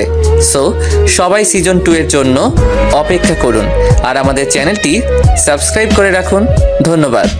আমি গাড়ি থেকে ছিটকে দূরে পড়ে যাই আর একটা পিলারের সাথে বাড়ি খাই। তারপর আর কিছু মনে নেই। আফটার 5 মান্থস, 5 মাস পর ডক্টর, তামিম এখন কেমন আছে? উনি এখন অনেকটাই বিপদ মুক্ত। তামিম এতদিন কোথায় ছিলেন? আজ হঠাৎ তার সেন্স ফিরে আসে, তাই ওনাকে ঘুমের ওষুধ দিয়ে হালকা ট্রিটমেন্ট করি। এই বলে মাইশা তামিমকে দেখতে তামিমের কেবিনে যায়। মাইশা দেখে তামিম শুয়ে আছে। মাইশা ডাক্তারকে বলল, ডক্টর, তামিমের কখন জ্ঞান ফিরবে? 1 ঘন্টা পরে তামিমের জ্ঞান ফিরবে, তার চেয়ে বেশিও লাগতে পারে। কিন্তু তামিমের জ্ঞান ফেরার পর ওনাকে কোনো প্রশ্ন করবেন না, কারণ এতে পেশেন্টের ক্ষতি হতে পারে। ওকে ডাক্তার। আপনি তাহলে এখানে বসেন। ডাক্তার চলে গেল আর মাইশা তামিমের মাথায় হাত বুলিয়ে দিচ্ছে আর তামিমের দিকে তাকিয়ে আছে আর বলতেছে, তামিম, তুমি কি জানো না আমি তোমাকে কতটা ভালোবাসি? জানো, তোমার যদি কিছু হয়ে যায় তাহলে আমি কি নিয়ে বাঁচবো? তামিম, তোমাকে যে খুব বেশি ভালোবেসে ফেলেছি, তোমাকে ছাড়া যে আমি এক মুহূর্তও থাকতে পারি না। এইভাবে কিছুক্ষণ থাকার পর মাইশার চোখে ঘুম আসছে। তাই মাইশা ঘড়ির দিকে তাকিয়ে দেখে বিকেল 3টা বাজে। মাইশা তামিমের হাতের উপর মাথা দিয়ে শুয়ে পড়ে। হঠাৎ কারো হাত নড়াচড়ার কারণে মাইশার ঘুম ভেঙে যায়। মাইশা চোখ খুলে দেখে তামিমের হুঁশ ফিরেছে আর তামিম বলতেছে, আমি এখন কোথায়? আমাকে তুমি বলে কেন ডাকতেছেন? তোমার নাম তামিম, তাই তোমাকে তামিম বলে ডাকতেছি। আমাকে তামিম বলে কেন ডাকতেছেন? আমার নাম তামিম, কিন্তু আপনাকে তো আমি চিনি না। আপনি কে আর আমি বা কে? মাইশা তামিমের এই ব্যবহার মেনে নিতে না পেরে ডাক্তারকে ডাক দিল। Doctor, doctor. ডাক্তার তামিমের কেবিনে ছুটে আসে। কি হয়েছে ম্যাম? তামিম আমাকে চিনতে পারছে না কেন? নিশ্চুপ। কি হলো ডাক্তার? কিছু বলছেন না কেন? যেটা ভেবেছিলাম সেটাই হয়েছে। কি ডক্টর, তামিমের কি হয়েছে? আসলে মাথায় খুব আঘাত লাগায় ওনার স্মৃতি হারিয়ে গেছে। ডাক্তারের কথা শুনে ইতি চমকে যায়। আসলে ওই দিন যখন অ্যাক্সিডেন্ট করি তখন ট্রাকের ধাক্কায় আমি গাড়ি থেকে বাহিরে পড়ে একটা পিলারের সাথে আমার মাথায় আঘাত লাগে। এরপর অ্যাক্সিডেন্টের কিছু সময় পর যখন মাইশা তাদের বাড়ির বাগানে যেতে লাগলো তখন দেখতে পেল তাদের বাড়ির সামনে কিছু লোক জড়ো হয়ে আছে। তাই মাইশা ওইখানে গিয়ে দেখে তামিমের অ্যাক্সিডেন্ট হয়েছে। আমার অ্যাক্সিডেন্ট হয়েছে দেখে মাইশা তার আব্বুকে তাড়াতাড়ি ডাকতে চায়। আঙ্কেল মাইশাকে হাঁপাতে দেখে বলল, কি রে মা, তুই এভাবে হাঁপাচ্ছিস কেন? বাবা, তামিমের অ্যাক্সিডেন্ট হয়েছে। কি বলছিস? চলুন 5 মাস আগে হয়ে যাওয়া ঘটনা শুনে আসি। এই বলে আঙ্কেল আর মাইশা অ্যাক্সিডেন্ট প্লেস চলে আসে আর তামিমকে গাড়িতে তুলে হসপিটালে নিয়ে যায়। কিন্তু ডাক্তাররা তামিমকে ওটিতে নেওয়ার 1 ঘন্টা পর তামিমের ট্রিটমেন্ট করে যখন কিছু হচ্ছে না দেখে ডাক্তাররা জবাব দিল, সরি মিস্টার রফিক, ওনাকে ইমিডিয়েটলি সিঙ্গাপুর হসপিটালে নিয়ে যেতে না পারলে তামিমকে বাঁচানো সম্ভব না। কিন্তু এত তাড়াতাড়ি ফ্লাইট কোথায় পাবো? আমরা জানি না, আপনাকে দ্রুত পেশেন্টকে সিঙ্গাপুর নিয়ে যেতে হবে। ওকে ডাক্তার, তাহলে আমি তামিমকে একটা অ্যাম্বুলেন্সে শিফট করে দেন আর এখন তামিমকে সিঙ্গাপুরে নিয়ে চলে যাব। কিন্তু এত তাড়াতাড়ি কিভাবে যাব? ফ্লাইট রেডি হতে হতে তো 1 দিন লাগবে। আমাদের প্রাইভেট প্লেন করে চলে যাব। ওকে আব্বু। ডাক্তার, তামিম অ্যাম্বুলেন্সকে শিফট করে দেন। ওকে। কিছুক্ষণ পর তামিমকে অ্যাম্বুলেন্সে শিফট করা হলো। তারপর অ্যাম্বুলেন্স নিয়ে এয়ারপোর্টের দিকে রওনা দিল আর মাইশা তামিমের হাত ধরে কাঁদতে কাঁদতে বলল, তামিম, তুমি এইভাবে আমার সাথে কথা না বলে থাকতে পারবে না। তামিম, কথা বলো প্লিজ। তামিম, কথা বলো। তামিম, তোমার এই অবহেলা যে আমি সহ্য করতে পারি না। মাইশার এই অবস্থা দেখে আঙ্কেল বলল, কাঁদিস না মা, দেখ সব ঠিক হয়ে যাবে। নিজের মেয়ের অবস্থা দেখে বাবার সান্ত্বনা দেওয়া ছাড়া আর কি করার আছে, তাই সান্ত্বনা দিচ্ছেন। আর কি বা করবেন। দেখতে দেখতে অ্যাম্বুলেন্স এয়ারপোর্টে পৌঁছে গেল। এরপর তামিমকে অ্যাম্বুলেন্স থেকে প্লেনে শিফট করা হলো। প্লেন স্টার্ট করলো। রাত 9টার দিকে প্লেনটি সিঙ্গাপুরের এয়ারপোর্টে ল্যান্ড করলো। এরপর তামিমকে নিয়ে হাসপাতালে ভর্তি করায়। তামিমকে ওটিতে নেওয়া হয়। কিছুক্ষণ পর ডাক্তার বেরিয়ে আসলো। ডাক্তারকে বেরিয়ে আসতে দেখে আঙ্কেল আর মাইশা ডাক্তারের কাছে গিয়ে ডাক্তারকে বলে, ডক্টর, তামিমের কি অবস্থা? ডাক্তার নিশ্চুপ। কি হলো, চুপ কেন ডাক্তার? আমরা অপারেশন সাকসেসফুল করেছি, কিন্তু কিন্তু কি ডাক্তার? আপনাদের পেশেন্টের কোমায় চলে গেছে। তামিমের কি জ্ঞান ফিরবে না কখনো? ফিরবে, কিন্তু কবে ফিরবে তামিমের জ্ঞান? আমরা ঠিক বলতে পারবো না। তবে হয়তো একদিন ফিরতেও পারে, আবার 1 মাসও ফিরতে পারে, আবার তার থেকে বেশিও লাগতে পারে। কি, আমরা কি তামিমকে দেখতে পারবো না? এখন তো দেখা যাবে না। মাইশা ডাক্তারের কথা না শুনে তামিমকে দেখতে উঠের দিকে যায় আর দরজার ওপাশ থেকে দেখে আর কান্না করতে থাকে। এইবার বাস্তবে ফিরে আসি। আমরা কি তামিমকে দেখতে পারবো না? এখন তো দেখা যাবে না। মাইশা ডাক্তারের কথা না শুনে তামিমকে দেখতে উঠের দিকে যায় আর দরজার ওপাশ থেকে দেখে আর কান্না করতে থাকে। এইবার বাস্তবে ফিরে আসি। ডাক্তার, তামিমের কি কখনো স্মৃতি ফিরে আসবে না? ফিরে আসবে, কিন্তু সময় লাগবে। কয়দিন লাগবে ডক্টর? হয়তো 1 মাস বা তার চেয়ে বেশি সময় লাগতে পারে। আমরা কি তামিমকে বাড়িতে নিয়ে যেতে পারি? না, কারণ উনি এখনো পুরোপুরি সুস্থ না। ওকে, কিন্তু কবে বাড়িতে নিয়ে যেতে পারবো? 2-1 দিন পর নিয়ে যেতে পারবেন, যদি সর্বোচ্চ নিরাপত্তা দিতে পারেন। ওকে ডক্টর। এতক্ষণ পর্যন্ত আমি ডাক্তার আর এই মেয়ের কথা শুনতেছি, কিন্তু আমি কে, কি বা আমার পরিচয়? এই মেয়েটা আমার নাম তামিম কেন বলতেছে? তাহলে কি আমার নাম তামিম? কিন্তু এই মেয়েটি বা কে? না, আমি আর এসব ভাবতে পারছি না। মাথাটা কেমন জানি ব্যথা করতেছে। আস্তে আস্তে আমার চোখ বন্ধ হয়ে আছে, তারপর আবার ঘুমিয়ে পড়লাম। ডাক্তারের সাথে কথা বলে আঙ্কেলকে কল দেই, কিন্তু প্রথমবারে কল ধরেনি, দ্বিতীয়বারে কল ধরলো। তখন মাইশা বলল, আব্বু, তুমি কোথায়? তোর জন্য খাবার আনতে হোটেলে আসছি। ওকে, আসতেছি। এই বলে আঙ্কেল কিছু খাবার নিয়ে হাসপাতালে চলে আসে আর মাইশার কাছে গিয়ে বলে, কি হয়েছে? মাইশার বাবা বলে কান্না করে দিল। কি হলো, কাঁদছিস কেন? তামিমের কেবিনে চলো। চল আগে খাবারগুলো খেয়ে নে। খাবো না আমি। এরকম করে না, দেখ তুই কিছু না খাস তাহলে তুই তো রোগা হয়ে যাবি, তখন তামিমকে কে দেখবে? এরপর মাইশা নাস্তাগুলো খেয়ে নেয়। নাস্তা খেয়ে আঙ্কেল আর মাইশা আমার কেবিনে আসে। কেবিনের দরজা বন্ধ হওয়ার শব্দে ঘুমটা ভেঙে যায়। আমি চোখ খুলে দেখি একটা মেয়ে আর একটা লোক, মাইশা আর আঙ্কেল। যেহেতু আমার স্মৃতি হারিয়ে গেছে, তাই আমি মাইশা আর আঙ্কেলের ক্যারেক্টারটা লোকটি আর মেয়েটি করলাম। আমার কেবিনে আসছে, আমি ওনাদেরকে দেখে বললাম, আপনারা কারা? আমার কথা শুনে আঙ্কেল চমকে যায় আর মেয়েটিকে ইশারায় বলে, আমি কি বলছে এগুলো? তারপর মেয়েটি মানে মাইশা যা বললো তা শুনে আঙ্কেল চমকে যায়। আমার কথা শুনে আঙ্কেল চমকে যায় আর মাইশাকে ইশারায় বলে, আমি কি বলছি এগুলো? তারপর মাইশা যা বললো তা শুনে আমি আর আঙ্কেল চমকে যাই, কারণ মাইশা বলল যে, বাবা, তামিম স্মৃতি হারিয়ে ফেলেছে। কি বলছিস এসব? বাবা, তামিমের স্মৃতি হারিয়ে ফেলেছে। আচ্ছা, আপনারা কি আমাকে চিনেন? হ্যাঁ, চিনি তো। আমি কে? আমার নাম কি বলুন না প্লিজ। তুমি আমার তামিম, আর আমি তোমার হবু বউ মাইশা, আর ইনি হলেন আমার বাবা রফিক চৌধুরী। আমার না খুব মাথায় খুব ব্যথা করছে। আপনারা যদি বাইরে যেতেন তাহলে আমি ঘুমিয়ে যেতে পারবো। কেন নই, তুমি ঘুমিয়ে যাও, আমরা বাইরে আছি। এই বলে মাইশা আর আঙ্কেল বাহিরে চলে গেলেন আর আমি শুয়ে পড়লাম। মাইশা আর আঙ্কেল বাহির হয়ে সোজা একটা টুলে বসে পড়লেন আর মাইশাকে বললেন, তামিম কি কখনো স্মৃতি ফিরে আসবে না? ডক্টর তো বলেছিল আবার স্মৃতি ফিরে আসবে। কিন্তু কবে ফিরে আসবে? 2-1 মাসের মধ্যে আবার স্মৃতি ফিরে আসবে। তাই যেন হয়। সকালবেলা বুকের মধ্যে ভারী কিছু অনুভব করতেছি। আমি চোখ খুলে দেখি মাইশা আমার বুকে মাথা দিয়ে শুয়ে আছে। আমি মাথাটা নাড়াতেই মাইশা জেগে উঠলো আর আমাকে বলল, এখন কেমন লাগছে তোমার? অনেকটাই ভালো। আমি ফ্রেশ হব। তারপর ইতি আমাকে ফ্রেশ করিয়ে আবার কেবিনে নিয়ে আসলো। এরপর ইতি বাহিরে গিয়ে কিছু নাস্তা নিয়ে আসলো আর আমাকে খাইয়ে দিল, আর নাস্তা খাইয়ে আবার ওষুধও খাইয়ে দিল। এভাবে কেটে গেল 2টা দিন। এখন আমি অনেকটাই সুস্থ, হাঁটতে পারি পুরোপুরি, কিন্তু এখনো আমার স্মৃতি ফিরে আসেনি। আমি সুস্থ দেখে মাইশা আঙ্কেলকে বলল, বাবা, তামিম এখন অনেকটাই সুস্থ। ডাক্তারকে বলে রিলিজের ব্যবস্থা করো, আর আমরা আজকেই বাংলাদেশে যাব। ওকে, আমি এখন ডাক্তার কাছে যাচ্ছি। এই বলে আঙ্কেল চলে গেল। একটু পর আঙ্কেল আবার আসলো আর বলল, তামিমকে রেডি কর, আর আমরা এখনই এয়ারপোর্টে যাব। ওকে বাবা। এরপর মাইশা আমাকে একটা কালো শার্ট আর কালো প্যান্ট দিয়ে বলল এগুলো পরতে। মাইশা বাহিরে চলে গেল আর আমিও শার্ট আর প্যান্টটা পরে বাহিরে আসলাম। তারপর সবাই মিলে গাড়ি করে এয়ারপোর্টে চলে আসলাম।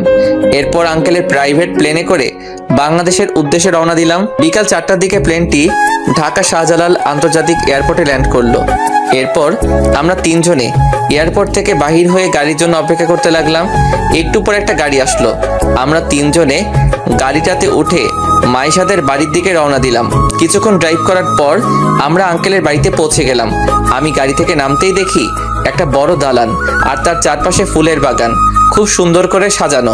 এরপর আমরা ভিতরে ঢুকে দেখি বাড়িটা খুব সুন্দর করে সাজানো। তখন আঙ্কেল মাইশাকে বলল, মাইশা ওকে রুমটা দেখিয়ে দে। ওকে বাবা চলো। এরপর মাইশা আমাকে নিয়ে একটা রুমের সামনে আনলো আর রুমের দরজা খুলে দিয়ে আমাকে বলল, এইটা তোমার রুম, যাও গিয়ে ফ্রেশ হয়ে নিচে এসো। ওকে। এই বলে রুমের ভিতরে ঢুকে চারিদিকে চোখ বুলাতে লাগলাম, কিন্তু রুমটা আমার খুব চেনা চেনা লাগছে। এর আগে রুমটা দেখেছি মনে হচ্ছে, তাহলে কি এর আগেও আমি এই রুমে ছিলাম? আহ বলে মাথায় হাত দিয়ে খাটে শুয়ে পড়লাম। মাথাটা প্রচন্ড ব্যথা করছে, তাই শুয়ে পড়লাম। যখন ঘুম ভাঙে তখন ঘড়ির দিকে তাকিয়ে দেখি 9টা বাজে। তাই তাড়াতাড়ি ফ্রেশ হয়ে সোজা নিচে চলে আসলাম। আমাকে নিচে নামতে দেখে আঙ্কেল বলল, তুমি এখন পুরোপুরি সুস্থ তো? হ্যাঁ আঙ্কেল। তাহলে কাল থেকে আবার আমার সাথে অফিস করবে এবং ভার্সিটিতে ভর্তি হবে। কিন্তু ভার্সিটিতে ভর্তি হতে হলে তো সার্টিফিকেট লাগে, কিন্তু আমার সার্টিফিকেটগুলো কোথায় তা তো আমি জানি না। তখন মাইশা বলল, সার্টিফিকেটের জন্য তোমার চিন্তা করতে হবে না, ওইগুলো তোমার রুমে আছে। ওকে, কিন্তু আমি কি আপনার সাথে অফিসে বসতে পারবো? তখন আঙ্কেল বলল, কেন পারবে না? আমি তো এইসব কিছুই জানি না। তুমি চিন্তা করো না, আস্তে আস্তে সব শিখে নেবে। Okay uncle. অনেক কথা হয়েছে, এখন ডিনার করে নাও। ডিনার করে নাও। ওকে। এরপর ডিনার করে রুমে চলে এলাম। রুমে এসে ওষুধ খেয়ে বেলকনিতে দাঁড়িয়ে ভাবতে লাগলাম, কে এরা, কে এই মাইশা? আমি কি তাদেরকে চিনতাম? কিন্তু মাইশা তো বলল আমি তাকে ভালোবাসি। এটা কি সত্যি নাকি মিথ্যা? আমার বাবা মা কারা? কোথায় থাকে ওনারা? কি আমার পরিচয়? আমার নাম তামিম, এই ছাড়া কি আরো পরিচয় আছে আমার? আবার মাথা ব্যথা শুরু হয়ে গেল, তাই শুয়ে পড়লাম। কিন্তু এই আমি কাকে দেখতে পাচ্ছি? কে এই বয়স্ক মহিলা যাকে আমি ভাবনায় দেখতে, কিন্তু ওই মহিলা আদর করে দেওয়া ছেলেটা তো আমি, কিন্তু কে এই মহিলা? আর আমার পাশে থাকা লোকটি বা কে? কিন্তু ওনাদেরকে তো আমি কোথাও দেখেছি মনে হচ্ছে। কোথায় দেখেছি? হঠাৎ ঘুমটা ভেঙে গেল। তাহলে কি আমি এতক্ষণ স্বপ্ন দেখছিলাম? কিন্তু এই মহিলা আর লোকটি বা কে? আমি কি ওনাদেরকে চিনি? আমার মনে হচ্ছে ওনারা আমার খুব কাছের কেউ, কিন্তু কে হতে পারে? দূর, বাদ দে এসব, এখন ঘুমিয়ে যাই। সকালে 8টার দিকে ঘুমটা ভেঙে গেল।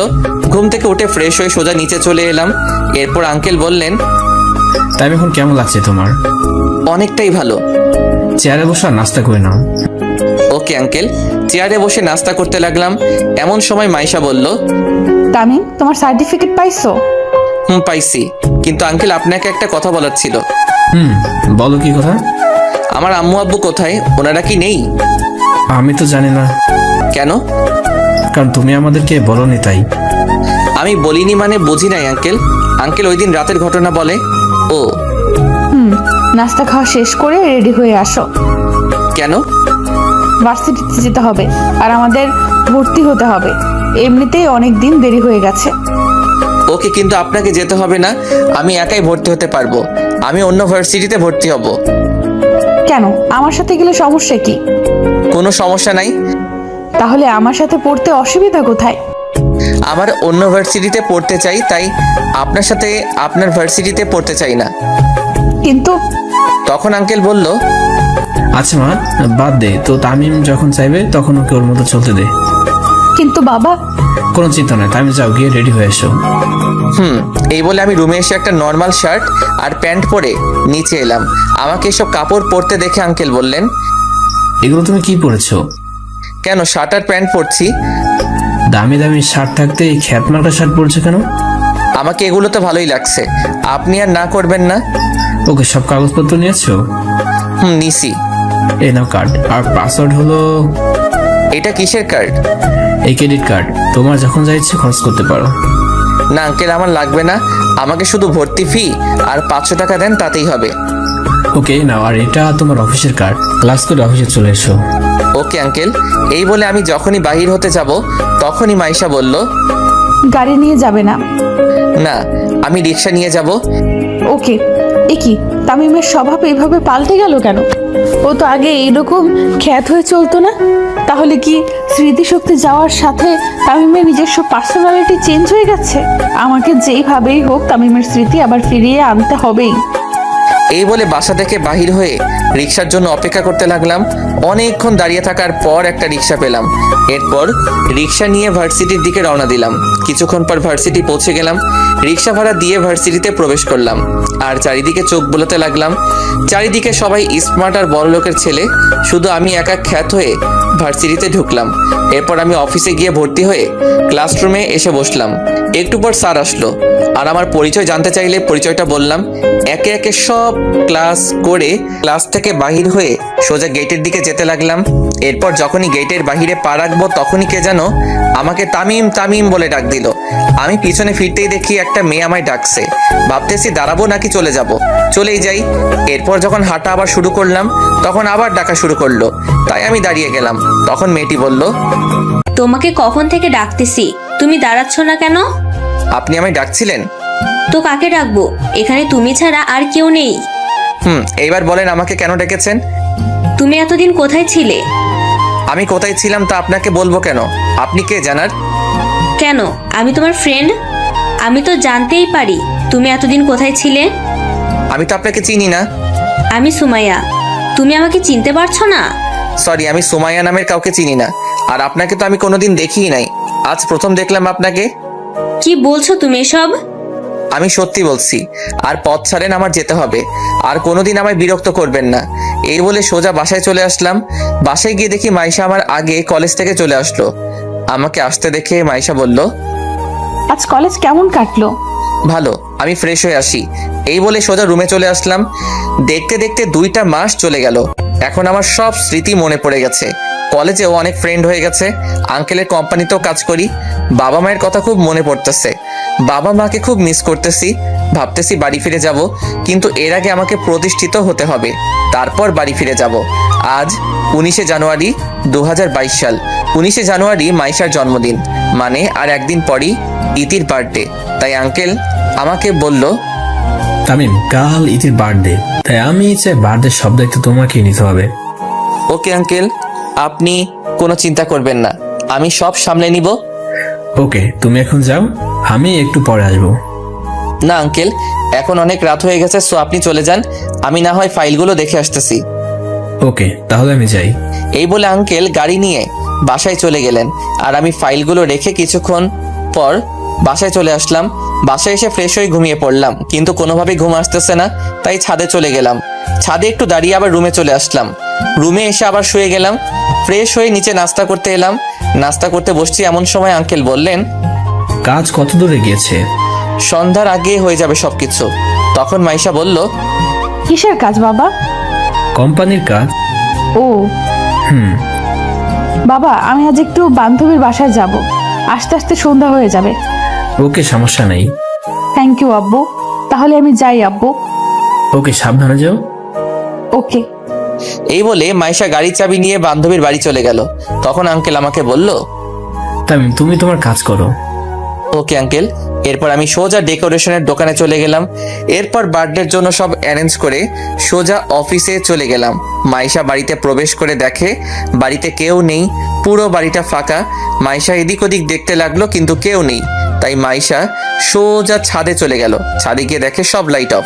একটু পা বাড়াতে সব লাইট জ্বলে উঠলো আর আকাশে বাজি ফাটলো আর লেখা উঠলো, happy birthday to dear Maisha. Maisha এসব দেখে অবাক হয়ে যায়। আর স্টেজের দিকে এগোতেই সবাই মাইশাকে উইশ করে। এরপর মাইশা কেকটা কাটলো। কেকটা কেটে আঙ্কেলকে খাইয়ে দিল আর আঙ্কেলও মাইশাকে খাইয়ে দিল। এরপর আরেকটা কেকের টুকরা নিয়ে আমাকে খাইয়ে দিতে চাইলে আমি আমার হাতে নিয়ে নিলাম। কেক কাটা পর্ব শেষ হলে আঙ্কেল মাইকে অ্যানাউন্স করলেন, আজ আপনাদেরকে একটা খুশির খবর দেওয়ার আছে। আর তা হলো আগামী 3 আগস্ট আমার মেয়ে মাইশার সাথে আমার ভাইয়ের ছেলে তামিমের সাথে এঙ্গেজমেন্টের দিন ঠিক করা হলো। আঙ্কেলের কথা শুনে জন্মদিনে আসা সবাই হাততালি দিতে লাগলো, কিন্তু আঙ্কেলের এই অ্যানাউন্সটা আমার ভালো না লাগলেও অন্য আরেকজন এই অ্যানাউন্সটা শুনে খুব খুশি হলো। আর সে কেউ নয়, সে হলো মাইশা।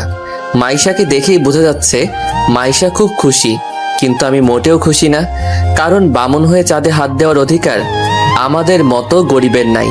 তাই আমার মাইশাকে বিয়ে করার স্বপ্ন না দেখাই ভালো। আমি আর ওইখান থেকে সোজা নিচে চলে আসলাম, কিন্তু নিচে এসে দেখি যে একটা মেয়ে একটা সোফায় বসে আছে আর কান্না করছে।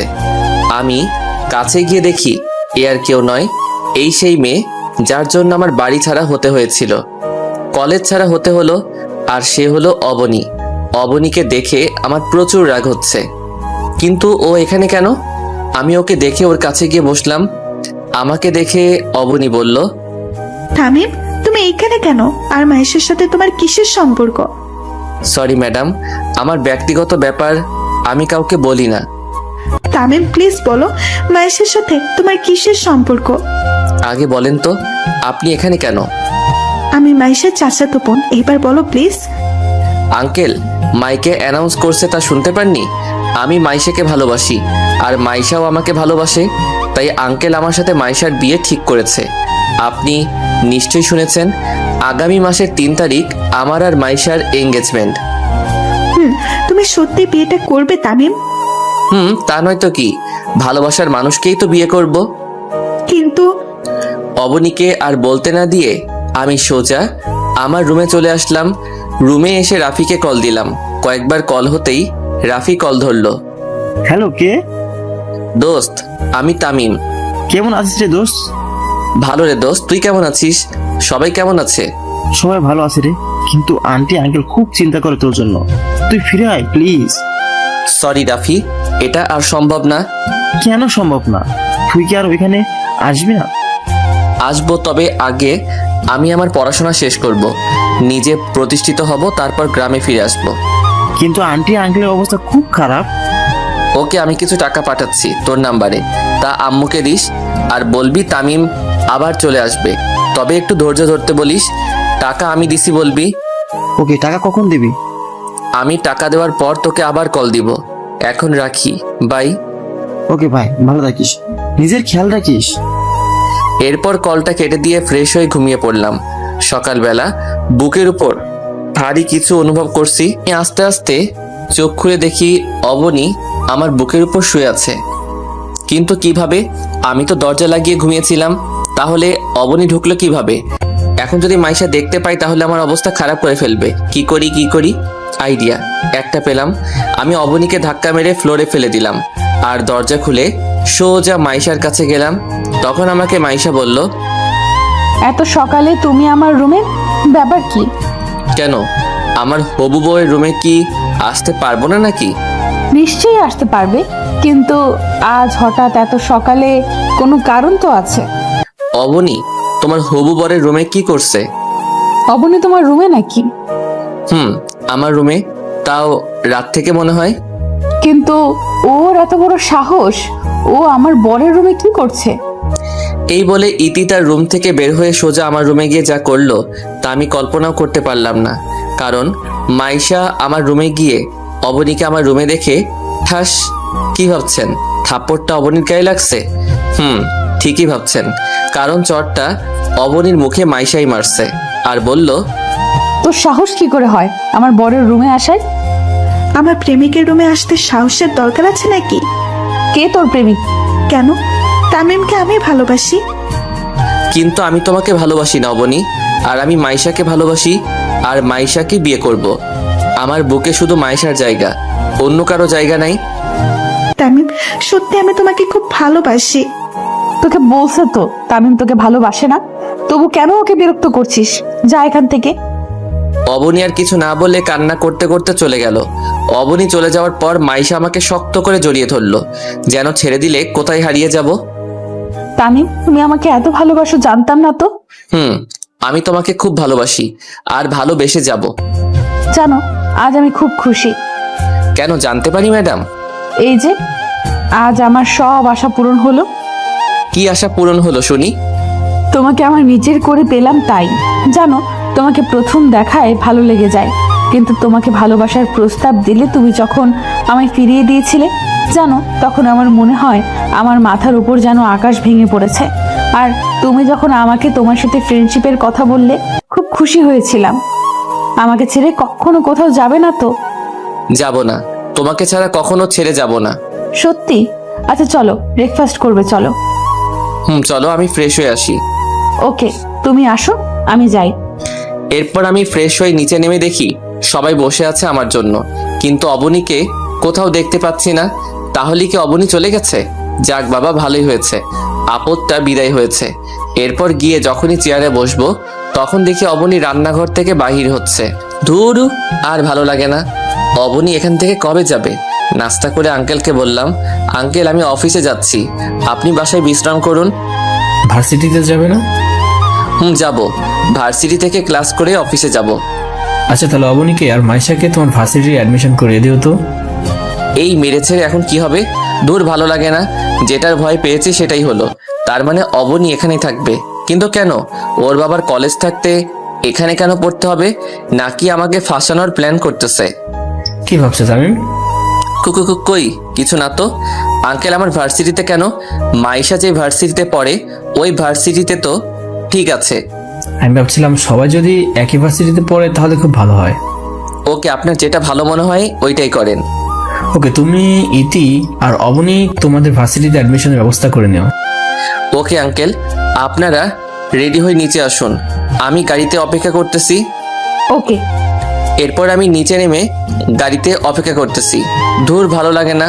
চাইছিলাম অবনীর থেকে দূরে থাকতে, কিন্তু এই তো একেবারে আঙ্কেলের বাড়িতে সেট হয়ে গেছে। কিন্তু কেন? নাকি আমাকে অবনীর প্রেমে ফাঁসানোর জন্য? অবনীর চাল এটা। না, আমি কিছুতেই ওর ফাঁদে পা দিব না। এইসব ভাবতেছি, হঠাৎ মাইশা বলল, কি হলো? কখন থেকে গাড়িতে উঠে বসে আছি, কিন্তু তোমার গাড়ি স্টার্ট করার কোনো নামই নাই। কি সব ভাবতেছো? ও তোমরা এসে গেছো? তখন অবনী বলল, আমরা তো অনেক আগেই এসেছি, কিন্তু আপনার তো গাড়ি স্টার্ট করার কোনো নামই নেই। তাহলে যাওয়া যাক। সব কাগজপত্র নিছো তো? নিছি। তারপর গাড়ি স্টার্ট করে সোজা ভার্সিটিতে চলে আসলাম। গাড়িটা পার্ক করে ভার্সিটির অফিসে গিয়ে মাইশা আর অবনীর ভর্তি করিয়ে দিলাম। এরপর তিনজনে ক্লাসে চলে আসলাম।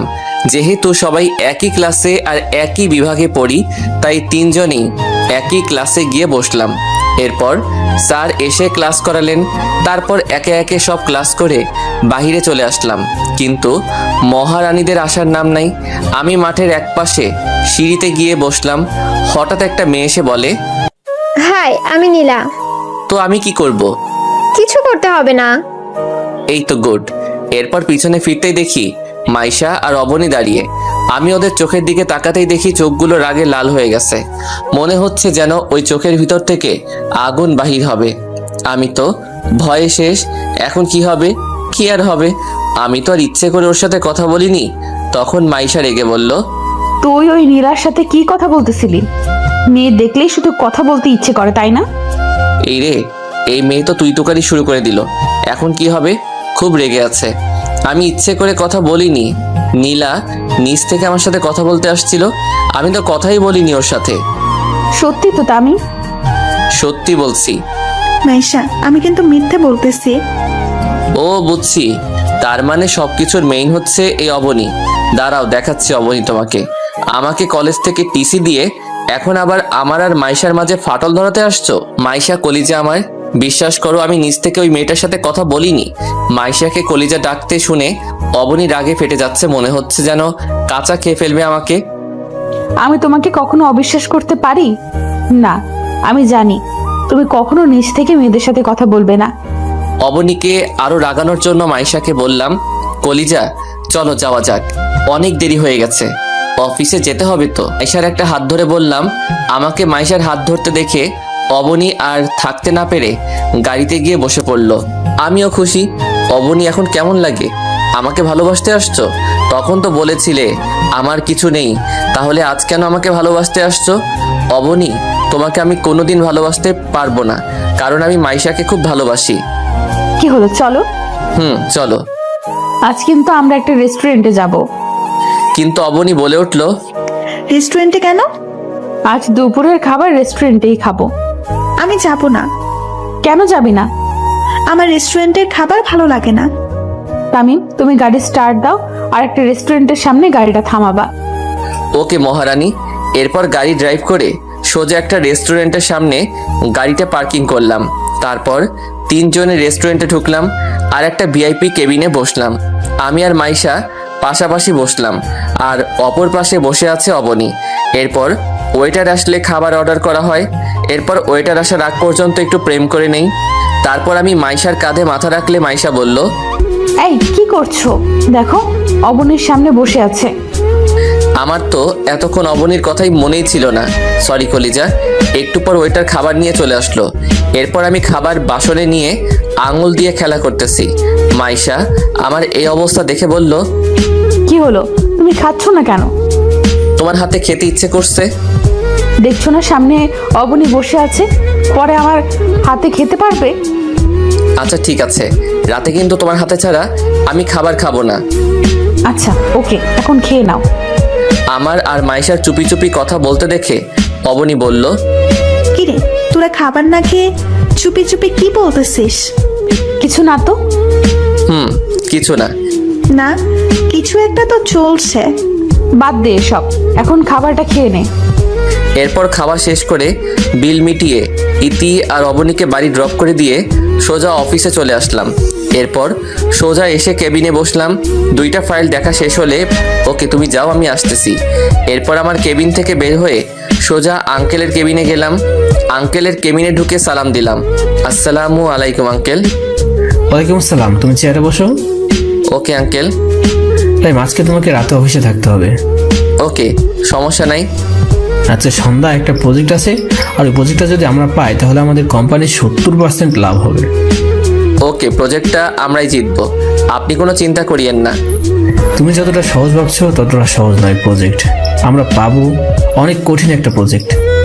আঙ্কেল আপনি একদম চিন্তা করবেন না, আর প্রজেক্টের কাগজগুলো আমায় দেন। এই নাও। আঙ্কেল আমি তাহলে প্রজেক্টের ব্যাপারে সব কিছুর প্রস্তুতি নিতে হবে, তাই আমি আমার কেবিনে গেলাম। কোনো সমস্যা হলে বলবেন। ওকে যাও। এরপর আঙ্কেলের কেবিন থেকে বের হয়ে সোজা আমার কেবিনে চলে আসলাম। প্রজেক্টের ব্যাপারে সবকিছু প্রস্তুতি নিয়ে নিলাম। এখন শুধু প্রজেক্টটা ক্লায়েন্টের সামনে উপস্থাপন করা। দেখতে দেখতে 8টা বেজে গেল। তারপর আমি আর আঙ্কেল কনফারেন্স রুমে চলে গেলাম। এরপর সব ক্লায়েন্ট চলে আসলো। এরপর একটা ক্লায়েন্ট বলল, জি দামি প্রজেক্ট দেখাও। জি আঙ্কেল। এরপর আমি প্রজেক্টর অন করে পুরো প্রজেক্টটা দেখাতে লাগলাম। এরপর প্রজেক্টটা শেষ হলে সবাই হাততালি দিল। মিস্টার চৌধুরী, আমি আপনার প্রজেক্টটা কিনতে চাই। আমিও আপনার প্রজেক্টটা কিনতে চাই। ওকে, ডিল ডান। ওকে, ডিল ফাইনাল। এই নিন, আমার পক্ষ থেকেও ডিল ফাইনাল। এই নিন 50% আগে পরিশোধ করে দিলাম, বাকিটা প্রজেক্ট হাতে আসার পর।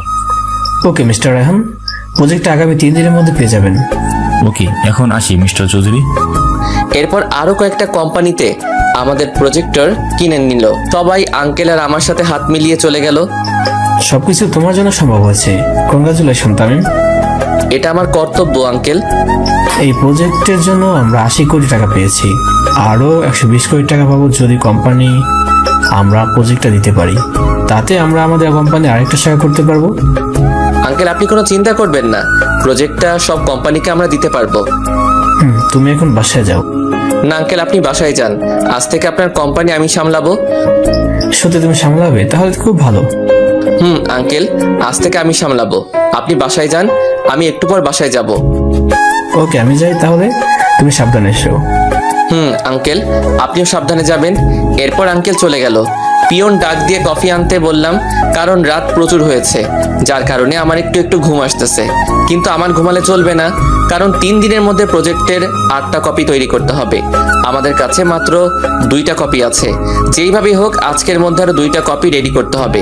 কিন্তু এত কম সময় 2টা কপি কিভাবে তৈরি করব, কি যে করি, কিভাবে যে কপি তৈরি করি। যেইভাবেই হোক কপিগুলো রেডি করতেই হবে। হঠাৎ মোবাইলটা যেন কেঁপে উঠলো। রাত 12টা বাজে, কিন্তু এত রাতে কে কল দিবে? মোবাইলটা হাতে নিয়ে দেখি মাইশা কল দিয়েছে। আমি কলটা রিসিভ করতেই ওপাশ থেকে, তামিম তুমি কোথায়? এত রাত পর্যন্ত অফিসে কিসের এত কাজ, যার জন্য বাসায় আসতে পারতেছো না? এই তো একটু পর চলে আসতেছি মাইশা জানো। ওকে, দেরি করো না কিন্তু, আমি তোমার জন্য এখনো না খেয়ে বসে আছি। কি তুমি এখনো খাও নাই? তোমার জন্য অপেক্ষা করতেছি, তুমি আসলে তোমার হাতে খাবো বলে। আজকে পারবো না, তুমি এখন খেয়ে লক্ষ্মী মেয়ের মতো ঘুমিয়ে পড়ো। কিন্তু কোনো কিন্তু নয়, তুমি খেয়ে ঘুমিয়ে পড়বে ব্যাস। ওকে, তুমি তাড়াতাড়ি চলে এসো কিন্তু। ওকে। ফোনটা কেটে দিয়ে আবার প্রজেক্টে হাত লাগালাম, কিন্তু কিছুতেই পারতেছি না। কি করি এখন, কি করি? এরপর কম্পিউটারে হাত দিয়ে প্রজেক্টটা আস্তে আস্তে আবারও রেডি করতে লাগলাম, কিন্তু একেবারে হলো না। তাই 3-4 বার ট্রাই করার পর হয়ে গেল। তারপর 2টা কপি করে বাসায় চলে আসলাম। এইভাবেই কেটে গেল কয়েকটা দিন। কাল 3ই আগস্ট, আর আমার আর মাইশার এঙ্গেজমেন্ট। তাই এঙ্গেজমেন্টের জন্য অনেক কিছুর আয়োজন করছে, তাই আর অফিসেও যাওয়া হলো না। তাই আমি আমার রুমে বসে আছি। এমন সময় অবনী আমার রুমে আসলো। আমি অবনীকে দেখে বললাম, তুমি এখানে কি করছো? কেন আসতে পারি না নাকি? না, তুমি আমার রুমে আসতে পারো না। তামিম, একটা কথা বলবে আমায়? কি কথা বলেন? তো ভালোবাসো? কি বলতে চাইছেন আপনি? আমি বলতে চাইছি যে আমি তোমাকে খুব ভালোবাসি, তাই আমি চাই তুমি মাইশের সাথে এঙ্গেজমেন্ট করবে না। সরি, আপনি কে বলার?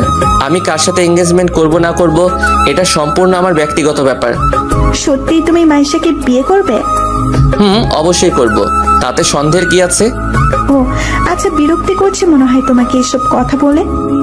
তুমি যতই কাঁদো না কেন অবনী, তোমাকে আমি কোনো দিন ভালোবাসিনি, ভালোবাসবো না, কারণ তুমি আমার অনেক ক্ষতি করছো, যার ক্ষতিপূরণ চাইলেও তুমি দিতে পারবে না অবনী।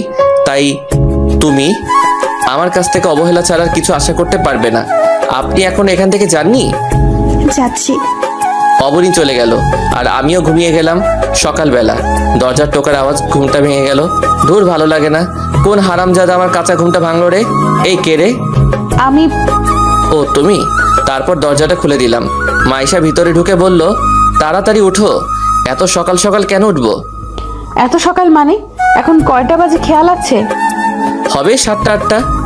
না মহারাজ, এখন 10টা বাজে। একটু পর আমাদের এঙ্গেজমেন্ট শুরু হবে। যাও তাড়াতাড়ি ফ্রেশ হয়ে আসো। ওকে, তুমি যাও, আমি আসতেছি। তাড়াতাড়ি উঠে গোসল করে বাহিরে এসে একটা নীল কালারের পাঞ্জাবি আর পায়জামা পরে নিচে নেমে আসলে আঙ্কেল বলল, তাই তুমি রেডি তো? আঙ্কেল। তাহলে এদিকে আসো, আর এই আন্টিটা মাইশাকে পাঠিয়ে দাও। ওকে আঙ্কেল, দেন। তারপর আঙ্কেলের হাত থেকে আংটিটা নিয়ে মাইশার ডান হাতের আঙ্গুলে পরিয়ে দিলাম। মাইশাও আমার হাতে আংটি পরিয়ে দিলে অনুষ্ঠানে থাকা সবাই খুশিতে হাততালি দেয়। কিন্তু সবাই হাসি খুশি হলেও একটা মানুষের খুব মন খারাপ, আর সে আর কেউ নয়, সে হলো অবনী। তার মুখ দেখে বোঝা যাচ্ছে অবনী এই বিয়েটা সহ্য করতেই পারছে না। কিন্তু কেন? আমি তো অবনীকে ভালোবাসি না, আর একতরফা কখনো ভালোবাসা হয় না। এইসব ভাবতেছি, হঠাৎ স্পিকারের শব্দে ধ্যান ভাঙলো। তখন আঙ্কেল বলল, লেডিস অ্যান্ড জেন্টলম্যান, আগামী 1 ডিসেম্বর তামিম আর মাইশার বিয়ে। আশা করি যারা আজকেও এসেছেন তারা সবাই বিয়ের দিন আসবেন আর তাদের এই জুটিটাকে আশীর্বাদ করবেন। এত তাড়াতাড়ি আঙ্কেল বিয়ে ঠিক করে ফেলবে আমি তো ভাবতেই পারিনি। আমি আর নিচে না থেকে সোজা ছাদে চলে আসলাম, আর ভাবতে লাগলাম কি থেকে কি হয়ে গেল। আজকে আমার এঙ্গেজমেন্ট, অথচ আমার বাবা মা আমার এঙ্গেজমেন্টে উপস্থিত নাই। পুরা কপালে আর কি কি যে সহ্য করতে হবে তা নিজেও জানি না। মা বাবা, জানি না তোমরা কেমন আছো, হয়তো আমাকে নিয়ে চিন্তা করছো। চিন্তা করো না মা, আর কয়েকটা দিন অপেক্ষা করো, তোমার ছেলে আবার তোমার কোলে ফিরে আসবে মা। এইসব ভাবতেছি আর কান্না করতেছি। হঠাৎ করে কে যেন কাঁধে হাত রাখলো। আমি পিছনে ফিরতেই দেখি অবনী। আমি চোখের পানি মুছে অবনীকে বললাম, আপনি এখানে কেন? আগে বলো, তুমি কাঁদছো কেন? আমার কান্না ছাড়া আর কি বা করার আছে? আমার জীবনটাকে যে আপনি তছনছ করে দিয়েছেন। আপনার জন্য আমার কলেজ ছাড়া হতে হলো মা বাবা ছাড়া। জানেন, মা বাবার কথা মনে পড়লেও মা বাবার সাথে দেখাও করতে পারছি না, শুধুমাত্র আপনার জন্য। কি দোষ করেছিলাম আমি? কি দোষ ছিল আমার? বলেন না ম্যাডাম। অবনী নিশ্চুপ। কি হলো, চুপ কেন? জানি আপনার কাছে এইসব প্রশ্নের উত্তর নাই। কেন জানেন? আপনি ভালোবাসার নামে ছেলেটার দুর্বলতার সুযোগ নিয়ে ছেলেটাকে নিয়ে শুধু খেলা করতে পারেন, এছাড়া আর কিছুই তো পারেন না। আর হ্যাঁ, আরেকটা কথা, এই বাড়িতে যতদিন আছেন ততদিন আর আমার চোখের সামনে আসবেন না। আপদটা বিদায় হলো। এরপর ছাদ থেকে সোজা নিচে এসে গাড়ি বের করে সোজা একটা নদীর তীরে চলে গেলাম। কিছুক্ষণ প্রকৃতির ছোঁয়া অনুভব করে আবার বাসায় ফিরে আসলাম। বাসায় এসে রুমে চলে আসলাম। রুমে এসে দেখি মাইশা আমার রুমে শুয়ে আছে। মাইশাকে ঘুমন্ত অবস্থায় দেখতে একদম পরীর মতো লাগতেছে। তার গোলাপি ঠোঁটগুলো যেন আমায় তার কাছে টেনে নিচ্ছে। তবুও নিজেকে কন্ট্রোল করে মাইশার কপালে ভালোবাসার পরশ এঁকে দিয়ে সোজা ফ্রেশ হতে গেলাম। ফ্রেশ হয়ে বাহিরে এসে দেখি মাইশা বিছানায় বসা। আমি মাইশাকে দেখে বললাম, তুমি ঘুম যাওনি? তোমাকে বাইরে রেখে কিভাবে একা ঘুমাতে পারি বলো? এই তুমি ডিনার করছো? না। কেন? তোমার হাতে খাবো বলে এখনো না খেয়ে বসে আছি। আচ্ছা যাও, খাবার নিয়ে আসো, আমারও খুব খিদে পেয়েছে। আচ্ছা যাচ্ছি। মাইশা, আঙ্কেল কি ঘুমিয়ে গেছে নাকি? অনেকক্ষণ হয়েছে। আচ্ছা তুমি গিয়ে খাবার নিয়ে এসো। এরপর মাইশা রুম থেকে বাইরে চলে গেল। তারপর কিছুক্ষণ পর একটা প্লেটে কিছু খাবার নিয়ে ফিরে আসলো। তারপর আমার কাছে বসে বলল, যাও গিয়ে হাত ধুয়ে আসো। আমিও লক্ষ্মী ছেলের মতো হাত ধুয়ে আসলাম। এবার হা করো। আমি হা করলাম আর মাইশা আমায় খাইয়ে দিল। এরপর খাওয়া শেষের দিকে মাইশার আঙুলে একটা কামড় দিলাম। মাইশা তাড়াতাড়ি আমার মুখ থেকে আঙুলটা বের করে আঙুলে ফু দিতে লাগলো আর আমাকে বলল, এই তুমি আমাকে কামড় দিলে কেন? কই, আমি তো কামড় দিই নাই। এই দেখো তুমি কামড় দিছো। এরপর মাইশার আঙুলটা ধরে আঙুলের উপর ফু দিতে লাগলাম। হঠাৎ মাইশা হাতটা সরিয়ে নিয়ে প্লেটগুলো নিয়ে চলে গেল। এরপর আমি হাত ধুয়ে শুয়ে পড়লাম। একটু পর মাইশা এসে যখনই আমার পাশে শুবে ঠিক তখনই আমি বললাম, এই তুমি তোমার রুমে যাও, এখানে কি করছো? কেন যাব? তুমি আমার স্বামী, স্বামীর রুমে আসছি, কারোর কোনো সমস্যা আছে নাকি? আমাদের তো এখনো বিয়ে হয়নি, মাত্র এঙ্গেজমেন্ট হয়েছে। তাতে যদি তুমি আমার রুমে থাকলে মানুষ কি ভাববে? মানুষ যা ভাববে ভাবতে দাও, আমি তোমার বুকে মাথা রেখে ঘুমাতে দাও। এই বলে মাইশা আমার বুকে মাথা রেখে শুয়ে পড়ল। এরপর আমি মাইশার কপালে ছোট একটা ভালোবাসার পরশ দিয়ে ঘুমিয়ে পড়লাম। 7 বছর পর আমি পড়ালেখা কমপ্লিট করে ফেলছি। এখন আমার নিজস্ব 2টা কোম্পানি আছে, যা আঙ্কেল না থাকলে সম্ভব হতো না। এখন আমি একজন প্রতিষ্ঠিত নাগরিক। মাইশা আর আমার বিয়ে হয়ে গেছে, কিন্তু এখনো আমাদের মধ্যে কিছুই হয়নি। একসাথে এক রুমে থাকি, তবু আমাদের মাঝে কিছুই হয়নি। কারণ আমি নিজের পায়ে দাঁড়ানোর পর আমাদের মাঝে সব কিছু হবে, মানে বুঝে নিত। আপনাদের তো আর বলতে হচ্ছে না। আজ 10 বছর পূর্ণ হয়ে গেল, মা বাবার থেকে দূরে আছি। এই ছিল ফ্ল্যাশব্যাক। চলুন এইবার বর্তমান থেকে ঘুরে আসি। আমি আর মাইশা গাড়িতে বসে আছি আর আমি গাড়ি ড্রাইভিং করছি। মাইশা আমার কাঁধে মাথা রেখে ঘুমিয়ে পড়ল। এরপর রাত 10টার দিকে বাড়িতে পৌঁছে গেলাম। তখনও দেখি মাইশা ঘুমিয়ে আছে, তাই মাইশাকে ডাকলাম, ইতি, এই ইতি উঠো। এই ঘুমাতে দাও না, ডাকতেছো কেন? আমরা বাড়িতে পৌঁছে গেছি। ও আগে বলবে না? তাড়াতাড়ি উঠো। এরপর গাড়ি থেকে নেমে বাড়ির দরজায় টোকা দিলাম, কিন্তু দরজা কেউ খুললো না। কিছুক্ষণ টোকা দেওয়ার পর মা দরজা খুললো। মা আমাকে দেখে আমায় জড়িয়ে ধরে কান্না করে দিল। আমিও আর কান্না ধরে রাখতে পারলাম না। তারপর মা বলতে লাগলো, তুই এতদিন কই ছিলি? মায়ের কথা কি কখনো মনে পড়ে না? জানিস তুই যাওয়ার পর তোর বাবা তোর জন্য কত কেঁদেছে। বল না, এতদিন কই ছিলি? তুই আর আমাদের ছেড়ে যাবি না তো? না আম্মু, আমরা এখানেই থাকবো। আমি মেয়েটা কে রে? তোমার আদরের বৌমা আম্মু। মা এদিকে আসো, তোমার নাম কি? আমার নাম মাইশা। আম্মু বাবা কোথায়? বাবাকে দেখতেছি না তো। তোর বাবা ঘুমাইছে, তোরা রুমে গিয়ে ফ্রেশ হয়ে নে, তোদের জন্য খাবার আনতেছি। না আম্মু, আমরা খেয়ে এসেছি। না আমি খাবো, তুমি না খেলে না খাও। আচ্ছা ঠিক আছে, চলো ফ্রেশ হয়ে নিবে। হুম। এরপরে দুইজনে রুমে গিয়ে ফ্রেশ হয়ে নিলাম। আমি ফ্রেশ হয়ে শুয়ে পড়লাম। মাইশা ফ্রেশ হয়ে মায়ের কাছে চলে গেল। আম্মু তুমি আমাকে খাইয়ে দিবে? কেন দিব না আম্মু, তুমি এদিকে বসো, আমি তোমাকে খাইয়ে দিচ্ছি। ওকে আম্মু। এরপর আম্মু মাইশাকে খাওয়াই দিতে লাগলো, কিন্তু মাইশার চোখে পানি। আম্মু তা খেয়াল করলো, তাই মাইশাকে বলল, কি হলো, তুমি কাঁদছো কেন? আম্মুর কথা মনে পড়ে গেল, আম্মুকে খুব মিস করতেছি। তোমার আম্মু নেই কে বলেছে? আমি তো আছি, আজ থেকে আমাকেই আম্মু বলে ডাকবে, কেমন? ওকে আম্মু। এবার কান্না বন্ধ করে খাবারটা খেয়ে নাও তো। এরপর মাইশা ছোটদের মতো করে আম্মুর হাতে খাবার খেয়ে আবার রুমে চলে আসলো। রুমে আমার বুকে মাথা দিয়ে ঘুমিয়ে পড়লো। সকালবেলা গায়ে পানি পড়ায় ঘুমটা ভেঙে গেল। চোখ খুলে দেখি মাইশার চুল থেকে পানি ঝরতেছে আর মাইশাকে ভেজা চুলে খুব সুন্দর লাগতেছে। আমি আর নিজেকে কন্ট্রোল করতে না পেরে মাইশাকে পিছন থেকে জড়িয়ে ধরলাম। এই কি করছো? ছাড়ো আমায়। কেন ছাড়বো কেন? এখন কেউ এসে পড়লে সমস্যা হবে। কেন? আমি আমার বউকে আদর করব, এতে কার কি সমস্যা? তা মহারাজ, আজ এত রোমান্টিক মুডে কেন? তুমি এত সুন্দর কেন বলো তো? মন চায় সব সময় তোমাকে আদর করতে। আচ্ছা যাও, গিয়ে ফ্রেশ হয়ে আসো, আম্মু আমাদের জন্য অপেক্ষা করতেছে। কে তুমি? যাও, আমি আসতেছি। ওকে। এরপর ফ্রেশ হয়ে বাহিরে আসলাম। বাহিরে এসে দেখি সবাই চেয়ারে বসে আছে আর আমার জন্য অপেক্ষা করতেছে।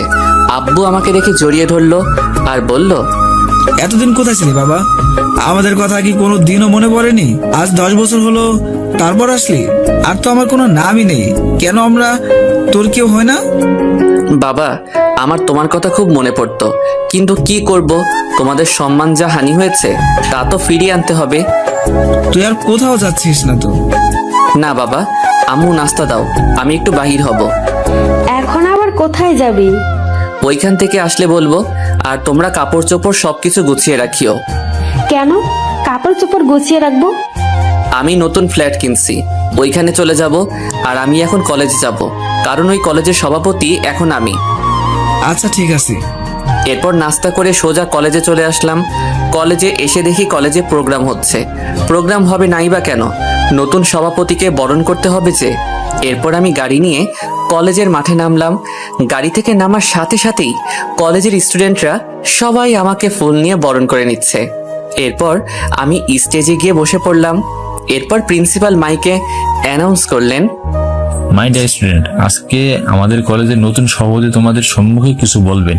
আমি সভাপতি মহোদয়কে অনুরোধ করব উনি যেন তার মূল্যবান বক্তব্য পেশ করেন।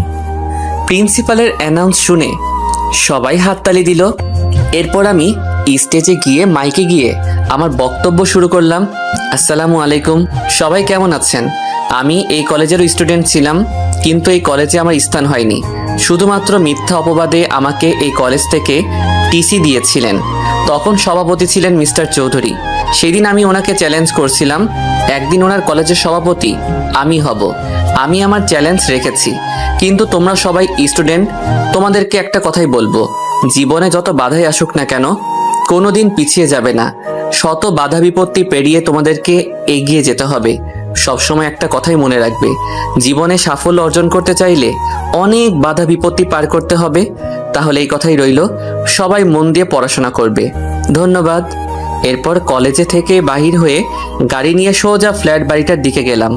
ফ্ল্যাট বাড়িতে ঢোকা মাত্রই একটা ভিডিও মেসেজ আসলো। ভিডিও মেসেজটা দেখে তো আমার কলিজার পানি শুকিয়ে গেছে।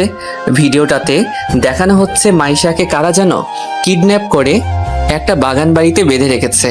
আর ভিডিওতে বলছে আমার সব কোম্পানি এবং আমার 700 কোটি টাকা তার নামে করে দিতে হবে। কিন্তু কে হতে পারে? কে আমার শত্রু হতে পারে? কে কে কে কে কে হতে পারে? মাইশাকে কিডন্যাপ করেছে, সে যেই হোক না কেন, যে আমার প্রাণকে কিডন্যাপ করছে তাকে তো আমি ছাড়বো না। সে যেই হোক না কেন, তাকে আমি প্রাণে মেরে ফেলবো। এরপর ওইখানে আর না থেকে বাসায় চলে আসলাম। বাসায় এসে দেখি বাসার সবকিছু ভাঙা আর বাবা মার নিথর মৃতদেহ মাটিতে পড়ে আছে। আমি দৌড়ে গিয়ে বাবা বলে কান্না করে দিলাম। হঠাৎ দেখি বাবা একটু রেসপন্স করতেছে। তামিম, তুই এসেছিস, কিন্তু তোর সাথে আমরা থাকতে পারলাম না। কিন্তু মাইশা তোর কলেজে সভাপতি কিডন্যাপ করেছে, মাকেও মারার চেষ্টা করছিস, কিন্তু তুই শুধু তোকে বলার জন্য হয়নি, আল্লাহ আমাকে বাঁচিয়ে রেখেছে। আমার সময় শেষ হয়ে যাচ্ছে। না বাবা, তোমাকে আমি কিছু হতে দিব না, তোমাকে এখনই হসপিটালে নিয়ে যাব। এরপর বাবাকে কোলে করে গাড়ির কাছে নিয়ে যেতেই বাবার প্রাণটা চলে গেল। বাবা, বাবা তোমাদের নামে শপথ করতেছি, তোমাদের খুনিকে আমি বাঁচতে দিব না। এরপর বাবা আর মায়ের দাফন কাফন সেরে বাসায় এসে আমার রুম থেকে 3.888 mm বুলেটের পিস্তলটা নিয়ে গাড়ি করে সোজা অবনীর বাসায় চলে গেলাম। বাসায় গিয়ে দেখি অবনী আর অবনীর মা ছাড়া কেউ নাই। আমি অবনীর মাথায় পিস্তল ঠেকিয়ে ওর বাবাকে কল করলাম। বাবা, মামুনি বল। কোথায় জিজ্ঞাসা করো? বাবা তুমি কোথায়? এই তো আমাদের বাগান বাড়িতে আছি। কেন বলতো? এমনি বলছিলাম। অবনী থেকে ফোনটা কেড়ে নিয়ে ভেঙে ফেললাম। এরপর অবনীকে আর অবনীর মাকে গুলি করে সোজা বাগান বাড়ি চলে আসলাম। এরপর বাগান বাড়ির সামনে গিয়ে দেখি চারিদিকে অবনীর বাবার লোকেরা পাহারা দিচ্ছে। তাই আমি বাগান বাড়ির পিছনে গিয়ে পিস্তলের সাইলেন্সার লাগিয়ে বাগান বাড়িতে লুকিয়ে লুকিয়ে ঢুকে পড়লাম। একটু এগিয়ে গিয়ে দেখি মাইশাকে চেয়ারে বাঁধানো অবস্থায় রয়েছে। আর মাইশাকে দেখে সামনে যেতেই অবনীর বাবার লোকেরা আমাকে মাথায় পিস্তল দিয়ে ঘিরে ফেললো। একটু পর অবনীর বাবা এসে আমাকে বলল, এই কাগজ আর এই ল্যাপটপ নে, তোর সবকিছু আমার নামে করে দে। আর তোর অ্যাকাউন্ট টাইপ করে পাসওয়ার্ড দিয়ে তোর সব টাকা আমার অ্যাকাউন্টে ট্রান্সফার করে দে, না হলে তুই তোর মাইশাকে বাঁচাতে পারবি না। মৃত্যুর মুখে দাঁড়িয়েও তোর ভয় করছে না? এইভাবে হাসতেছিস কেন? অস্ত্র দিয়ে লড়তে পারবি, কিন্তু অস্ত্র ছাড়া লড়ার সাহস তোর নাই। বয়েস, সবাই অস্ত্র ফেলে দাও। এইবার খুশি তো? আমি তোদের সবাইকে 5 মিনিট সময় দিচ্ছি।